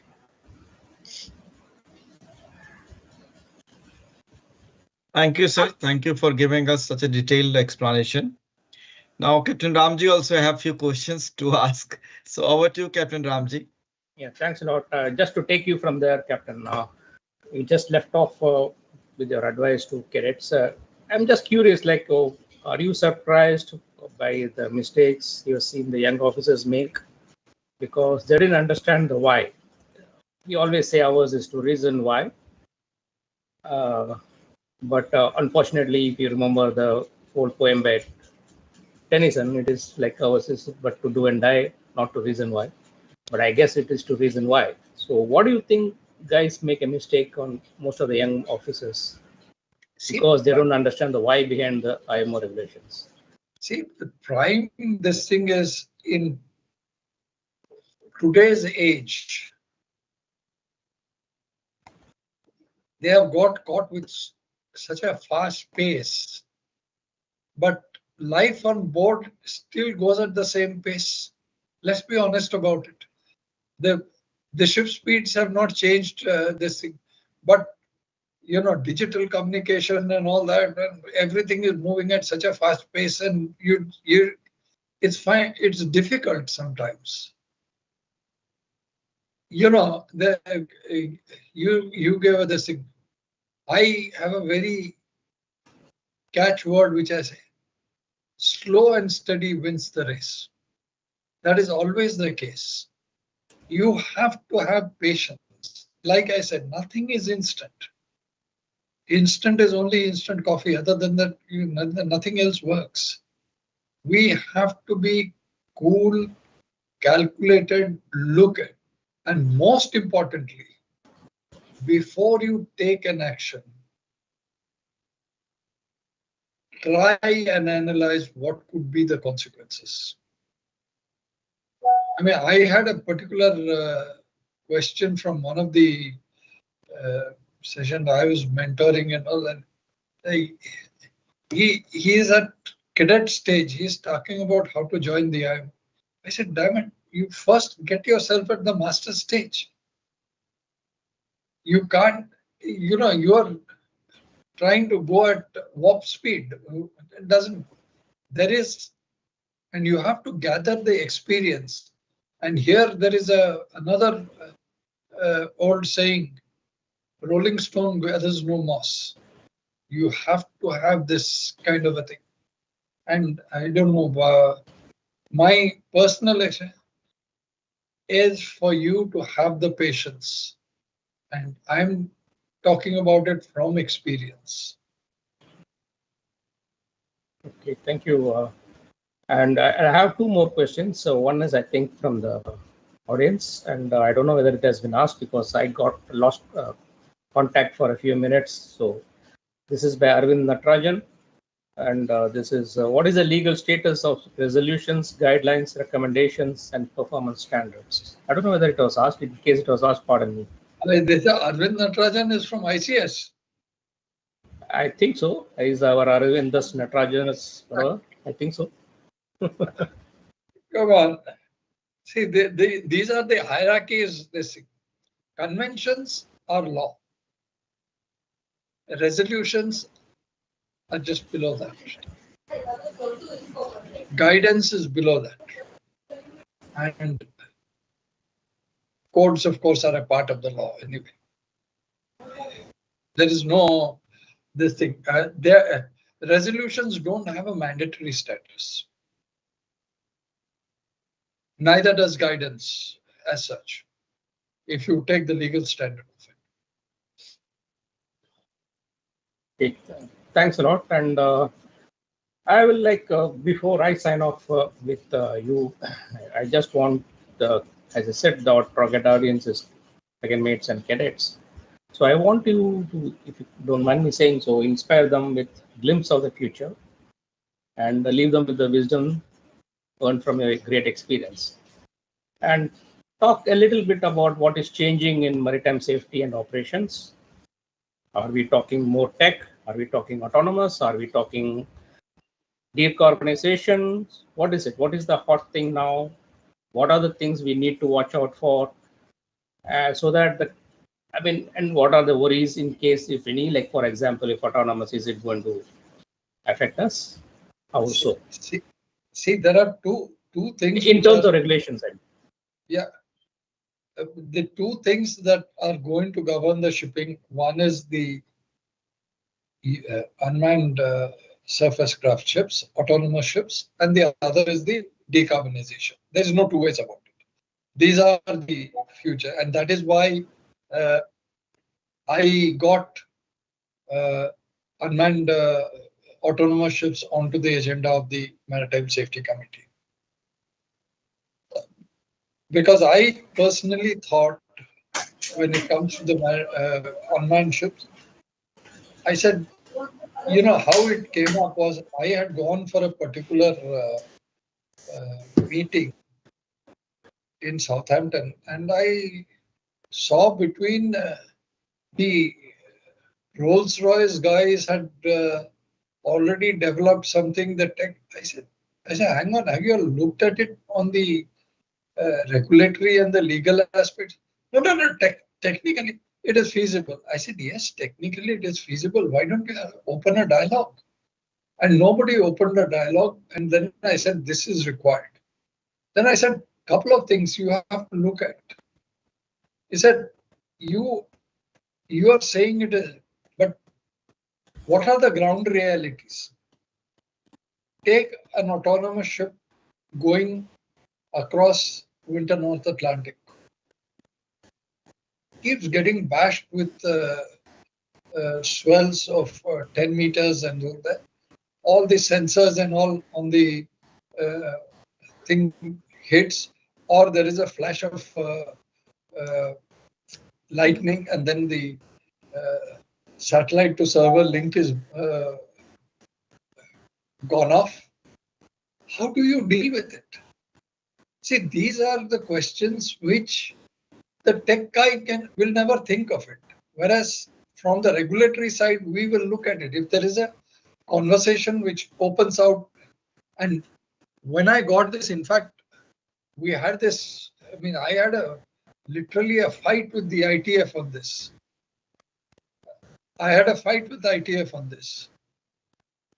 I said, you should not allow this to be discussed in the, we'll lose manpower. I said, hang on. Do you know that Rolls-Royce is already doing it? If you don't discuss it here, you will not have any say any further. They'll have 25 ships roaming around the world with no control. So this is something which you have to look at it on a futuristic angle. There has to be a cooperation. I said the same issue you landed up when sailing ships changed to power-driven vessels. The unions had crept over the same way, but yet it came. The same thing, this will come also, whether you like it or not. Technology is advancing, you will come in. The other is the decarb. Decarb also is an issue which will be of course, I have my own views on why we are suffering for it, primarily because of the Western industrialized nations, which actually polluted it and this thing. But it's a matter. The only thing is they are not taking the responsibility for it, which irks me a lot. And in fact, I kept telling it to the European Union that you are talking. I said, this is another way of colonizing us. You will try and get this. I said, accept the responsibility. So these are the two things that will govern the future. And for this, the present day youngsters who are coming out need to equip themselves And already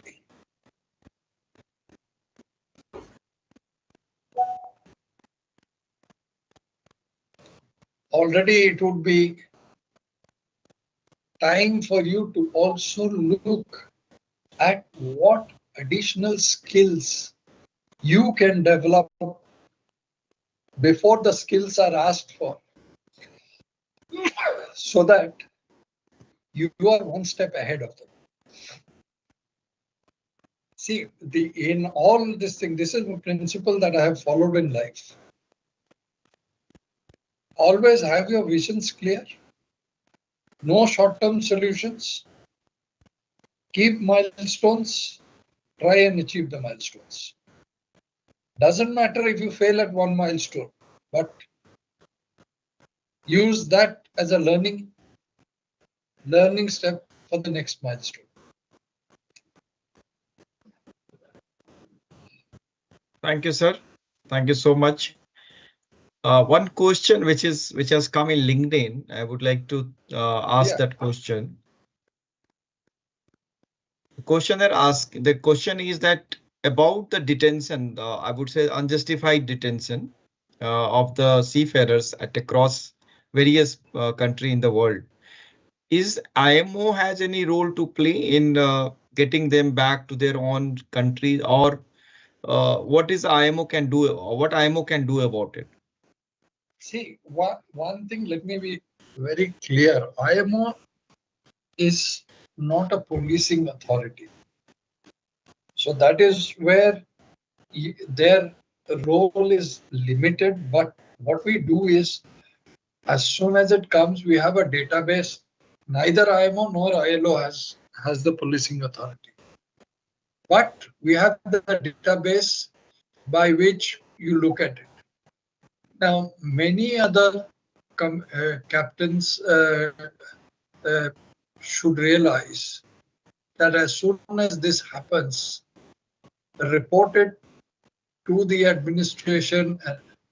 Of course, there are these open registries which really don't care. I mean, I'm not calling them flags of convenience or anything. They're open registry because they just don't.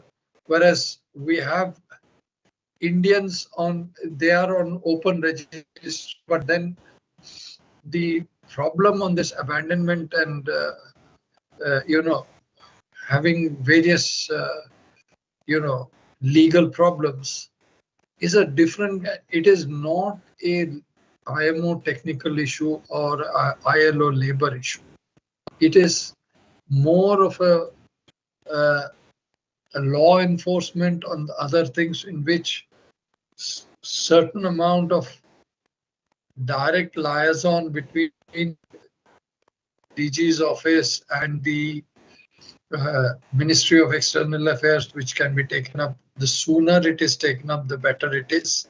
Of course, it has its own political fallouts, and it's not a question which is actually shipping related. It is sometimes it is narcotics related, sometimes it is law enforcement, sometimes it is owners running away. I mean, these are things which will happen, and this has happened time immemorial. And in fact, talking of piracy, it is nothing new. Even Julius Caesar was captured by pirates. So Ramji is laughing. Thank you, sir. Maybe that's why it too. Maybe that's why it too. No. You know what he did? Do you know the? Do you know what he did when the pirates? I think asked for 50 tablets of silver. He said, "Come on, that is not. You're undermining me. Ask for 500." In fact, he instigated them to raise the stakes. Yep. It's on historical records. So I'll opening this forum again. Yeah, so opening this forum again. If you want, anyone who wants to ask any questions, please raise your hand. and ask. 5 minutes for question answers, and then we will wind up the session.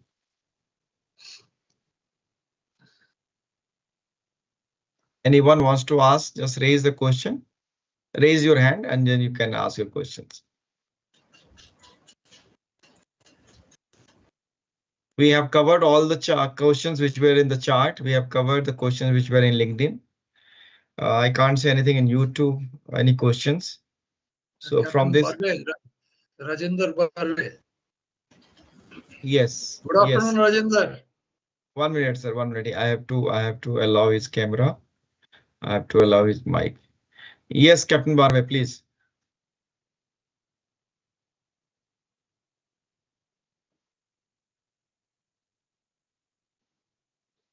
He's muted. Captain. He has to unmute and it can ask.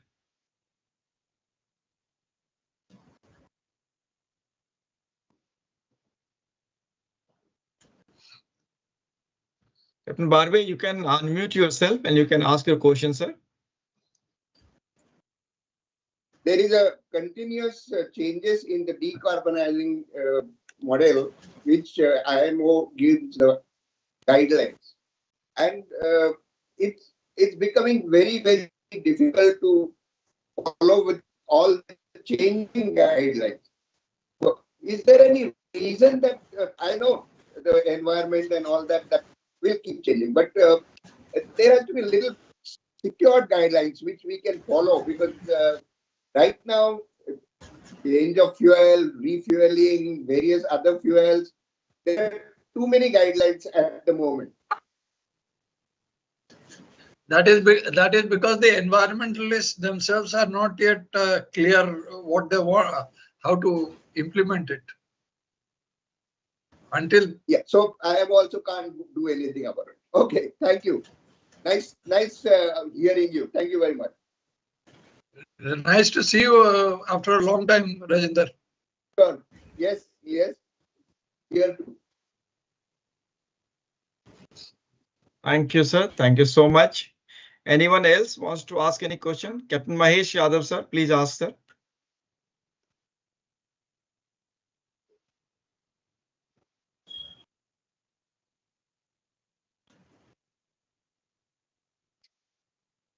Captain Mahesh Yadav, sir, can you ask your question, please? Mahesh, you are muted. Yeah, it's okay now. I'm not Yes, asking any question. I just wanted to congratulate for a wonderful presentation. Thank you. Yeah, very nice. I haven't seen you for a long time, Mahesh. This thing. Yes. And I have not come to Bombay anyway. Okay, thank you. Thank you. Yeah, Mr. Willie, you want to ask anything?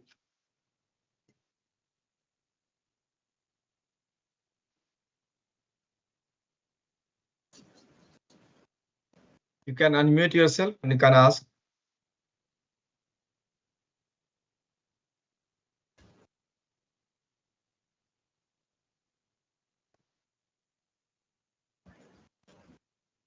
Okay.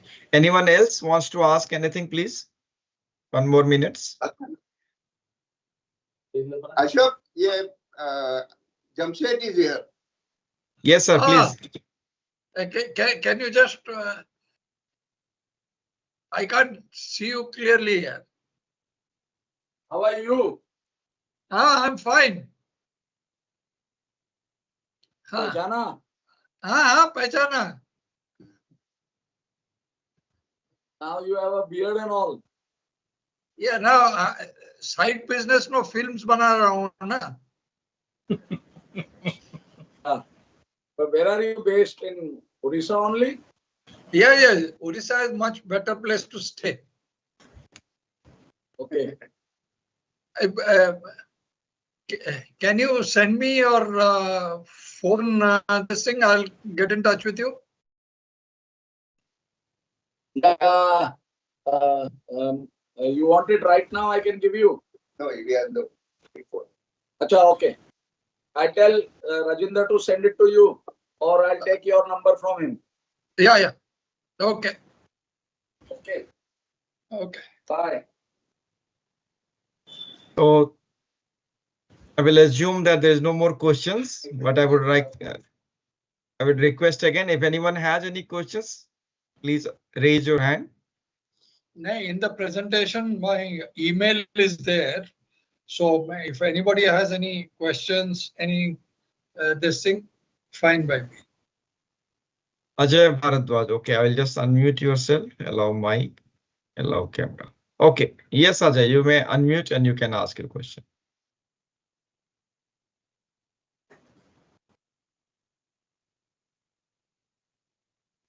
Ajay Bharadwaj, you may ask your question.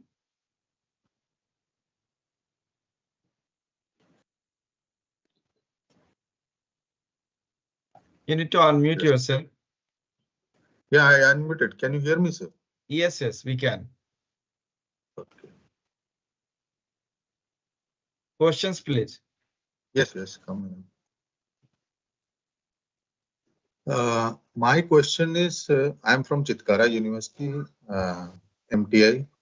And my question to you, sir, is that what steps are being taken to ensure AI in shipping is cyber secure and resistance to the malfunctioning or hacking?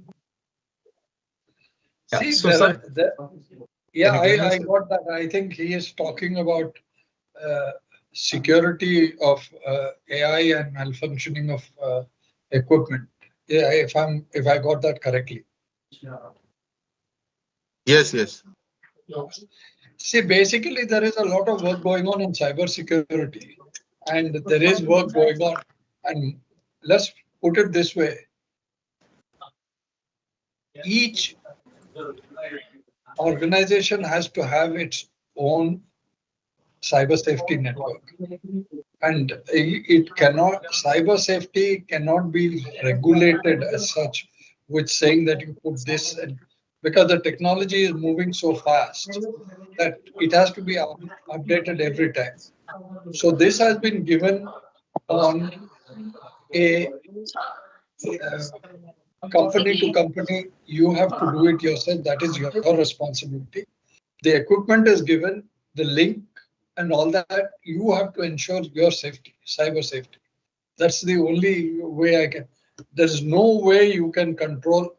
Like, look at it, even on your phones.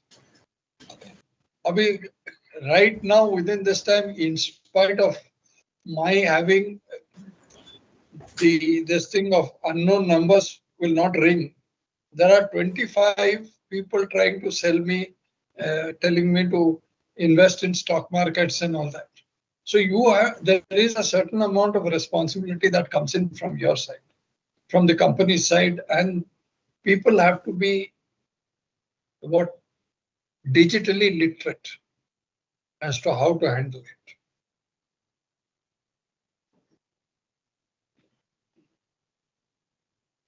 And there's going to be no regulations on this. So Ajay, I hope your questions are answered, and I would also request if you can, if your students have taken part in this master class or webinar, you may share some pictures with us, and if they have any questions, you may note it down and you can share it with us. We will share it with sir. He will reply to us. Okay, thank you, sir. Thank you. Okay, so with this, if there's no more questions, Captain Ramji, we will wind up the question. Thanks a lot from my end, Captain, and I really appreciate, and I'm sure Captain Jha, and there'll be a vote of thanks as well. And really, I'm sincerely appreciated. I'm sure the cadets really enjoyed it as well. Thank you, sir. So now I'll invite Amit. Amit is our very core member of Seafarers India Global Mentoring Group. He will be doing the Thanksgiving session. So over to you, Amit.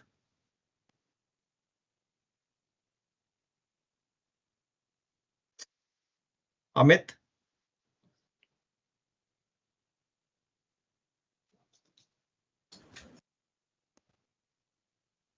Amit, you can unmute yourself.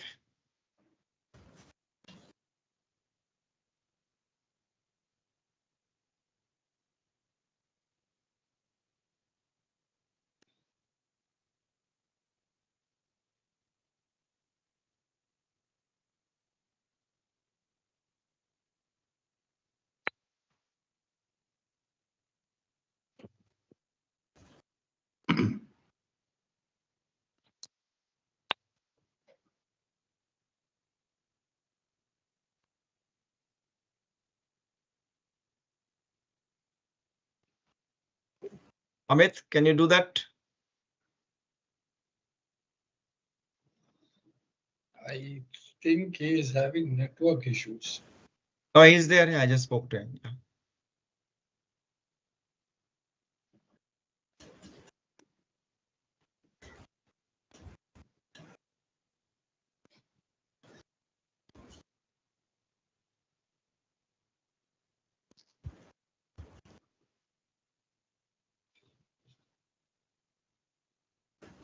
Yeah, Amit, you are unmuted. You may go ahead, please.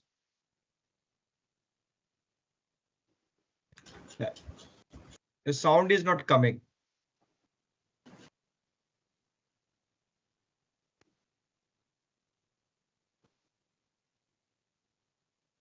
Okay, I think Captain Joy, you.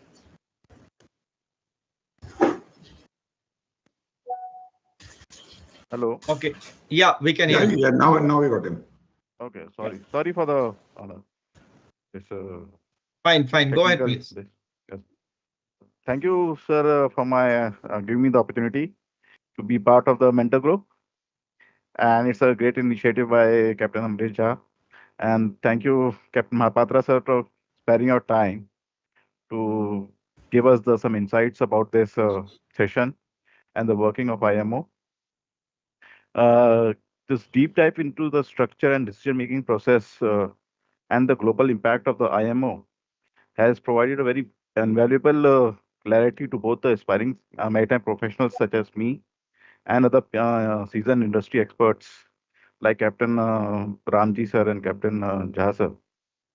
Understanding how the regulations are framed, the role and of the IMO committees, and the importance of the international collaboration have given us a clear perspective of how the maritime world operates. This session has reinforced that IMO is not just about rules, but also about ensuring safer, more sustainable, and better managed global shipping. Your insights of the rigorous process of regulatory development and implementation have highlighted the responsibilities we all share in making compliance effectively. One of the most profound takeaways for today's session for me was that success has many parents, but failure is an orphan. And as you rightly said, that nothing in the world is instant except instant coffee. So taking this as the two takeaways for the session, this serves as a powerful reminder of the collective responsibilities we all share in ensuring that maritime regulations are not just created, but effectively implemented for a safer and more sustainable shipping industry. We truly appreciate the time and efforts that you have taken to enlighten us today. Your contribution will leave us a lasting impact on everyone present here. Once again, thank you, sir. Thank you, Captain Mahapatra, sir, for your wisdom and guidance. We hope to continue these discussions and sure we'll be moving to a much safer and fair seas. Thank you so much, Amit, for doing this Thanksgiving sessions. Captain Mahapatra, sir, it is really always a pleasure talking to you, listening to you. You have been so calm, composed, and I think there is a lot to learn from you. Of course, IMO working and the way you have explained, I'm sure the cadets and all of us have learned a lot of things from this presentation. And as Amit has said, that we'll be always needing your assistance for various guidance for us as well as for our future seafarers. A few things that you have said very correctly, which I also believe in, which is there is no shortcut to success. You have to work hard for your whatever your aim is, whatever is goal is. And instant coffee wala remark काफी अच्छा था, sir. There is only one thing which is instant, it is coffee. So nice of you. I think you have put it in a very simple and very natural way. The entire presentation flow was very systematically designed. And you have taken out a lot of, time, and you have given a lot of time to us for this session. So thank you again for everything. We at Seafarers India and Seafarers Global Mentoring Group, we are trying to bring out this kind of discussion, webinar, masterclass, primarily for the cadets and second mates and TMEs and junior engineers and basically junior officers. At the same time, we also would like to kind of refresh memories who have been into sailing before, but probably not directly in touch now. So good for all of us. So again, thank you very much. I would like to thank Captain Saran, Mr. Prateek, Sahira, Ramji sir, Amit, Hashan, Anurag, many volunteers who have contributed directly, indirectly. So all of them have been part of conducting this beautiful session, and we will definitely come back again next month with some other speakers, renowned speaker, and with some other very important topics. So thank you very much, everyone. Anyone wish to ask, say anything? Over to you.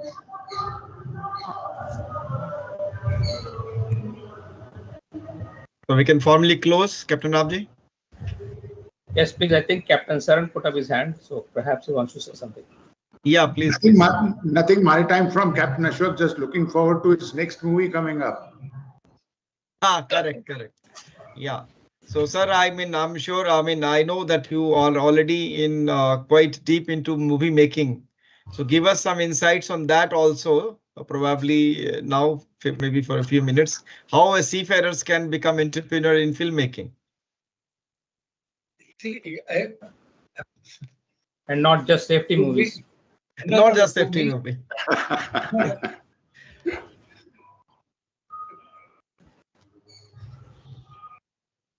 To me, filmmaking is not on a commercial basis. It is, for me, filmmaking is a passion. It's so I am doing it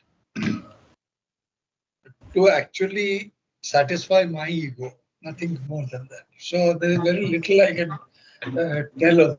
But surprisingly, the films have done well. So that's very well, yes. Nowhere near your Bombay Bollywood box office hits or anything. It doesn't come anywhere near that, but it still keeps me going in the sense that yes, I can invest into a next film. So is it, sir, only the ego satisfying, or is it something that you always wanted to do and now you have got a time to do it and you want to explore and you also have funds to probably fund it? You see, there are two aspects to it.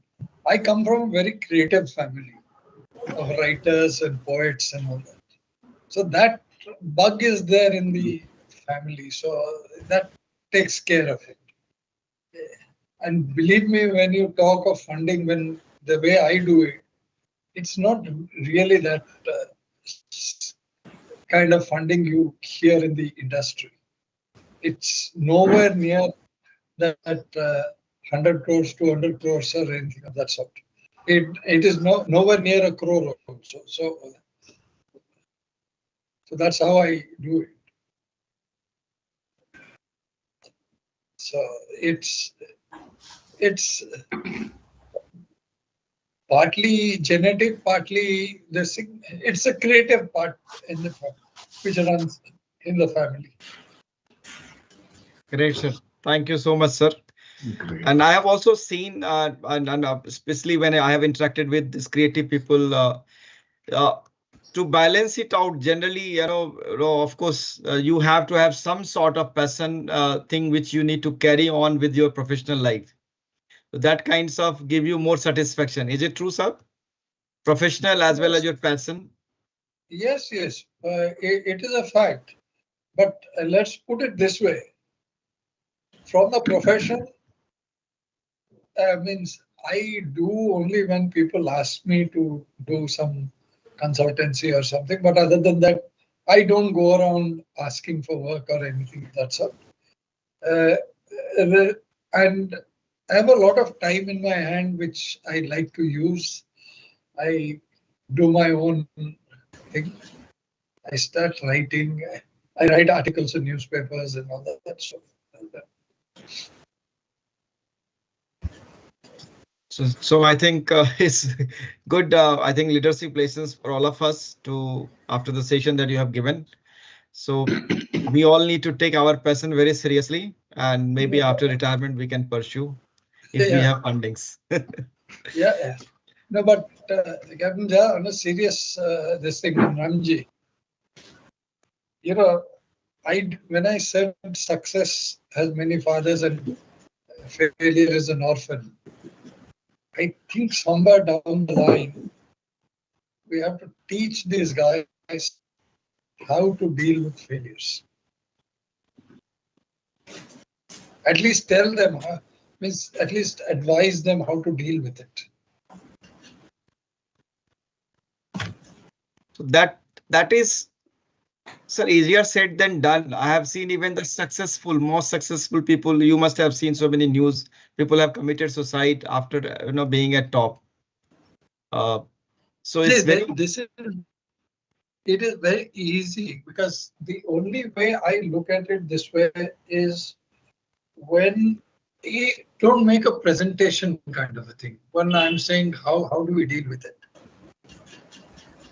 We don't bring it to more than 20 or 25 in a room and talk of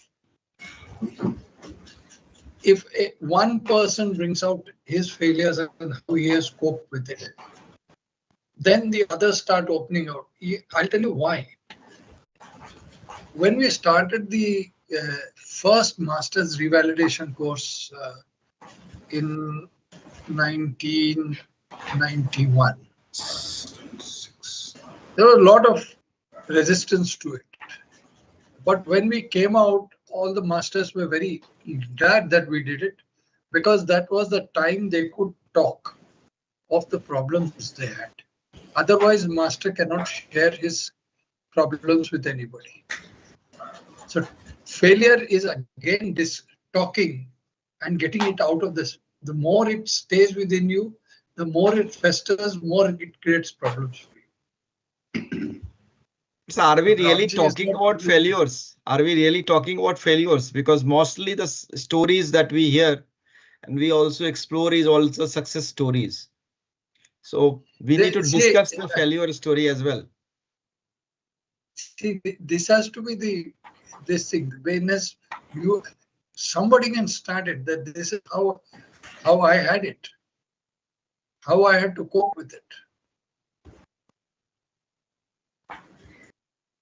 Correct. All right, sir.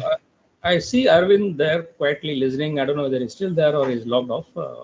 Arvind, you want to say something about your experience in IMO as a participant?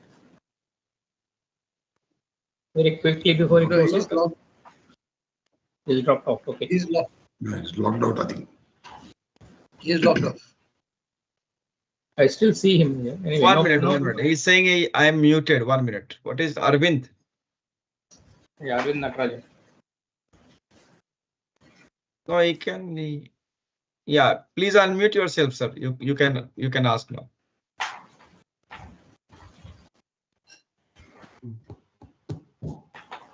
Yeah, good afternoon, sirs, and thank you, Captain Mahapatra, for the great presentation. All I can say is that, as you have already said, I represent an NGO. I represent ship owners, and working at IMO has been a revelation. And I can say that in this ongoing comprehensive review of STCW, we often remember you, Sir Captain Mahapatra. We remember you for your dedication during the previous comprehensive review. What I have to share is quite a lot for the short time, but all I can say is thank you for the good presentation today. Thank you, sir. Okay. Thank you. I think we have already crossed 20 minutes from our scheduled time. So thank you so much, everyone. It was really great to have you all.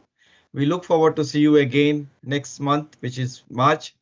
Last week of the March, we'll have definitely some relevant topics with the webinar or a masterclass with some great speaker on the table. Thank you very much. Thank you very much, sir. Thank you so much. Thank you. Thank you so much.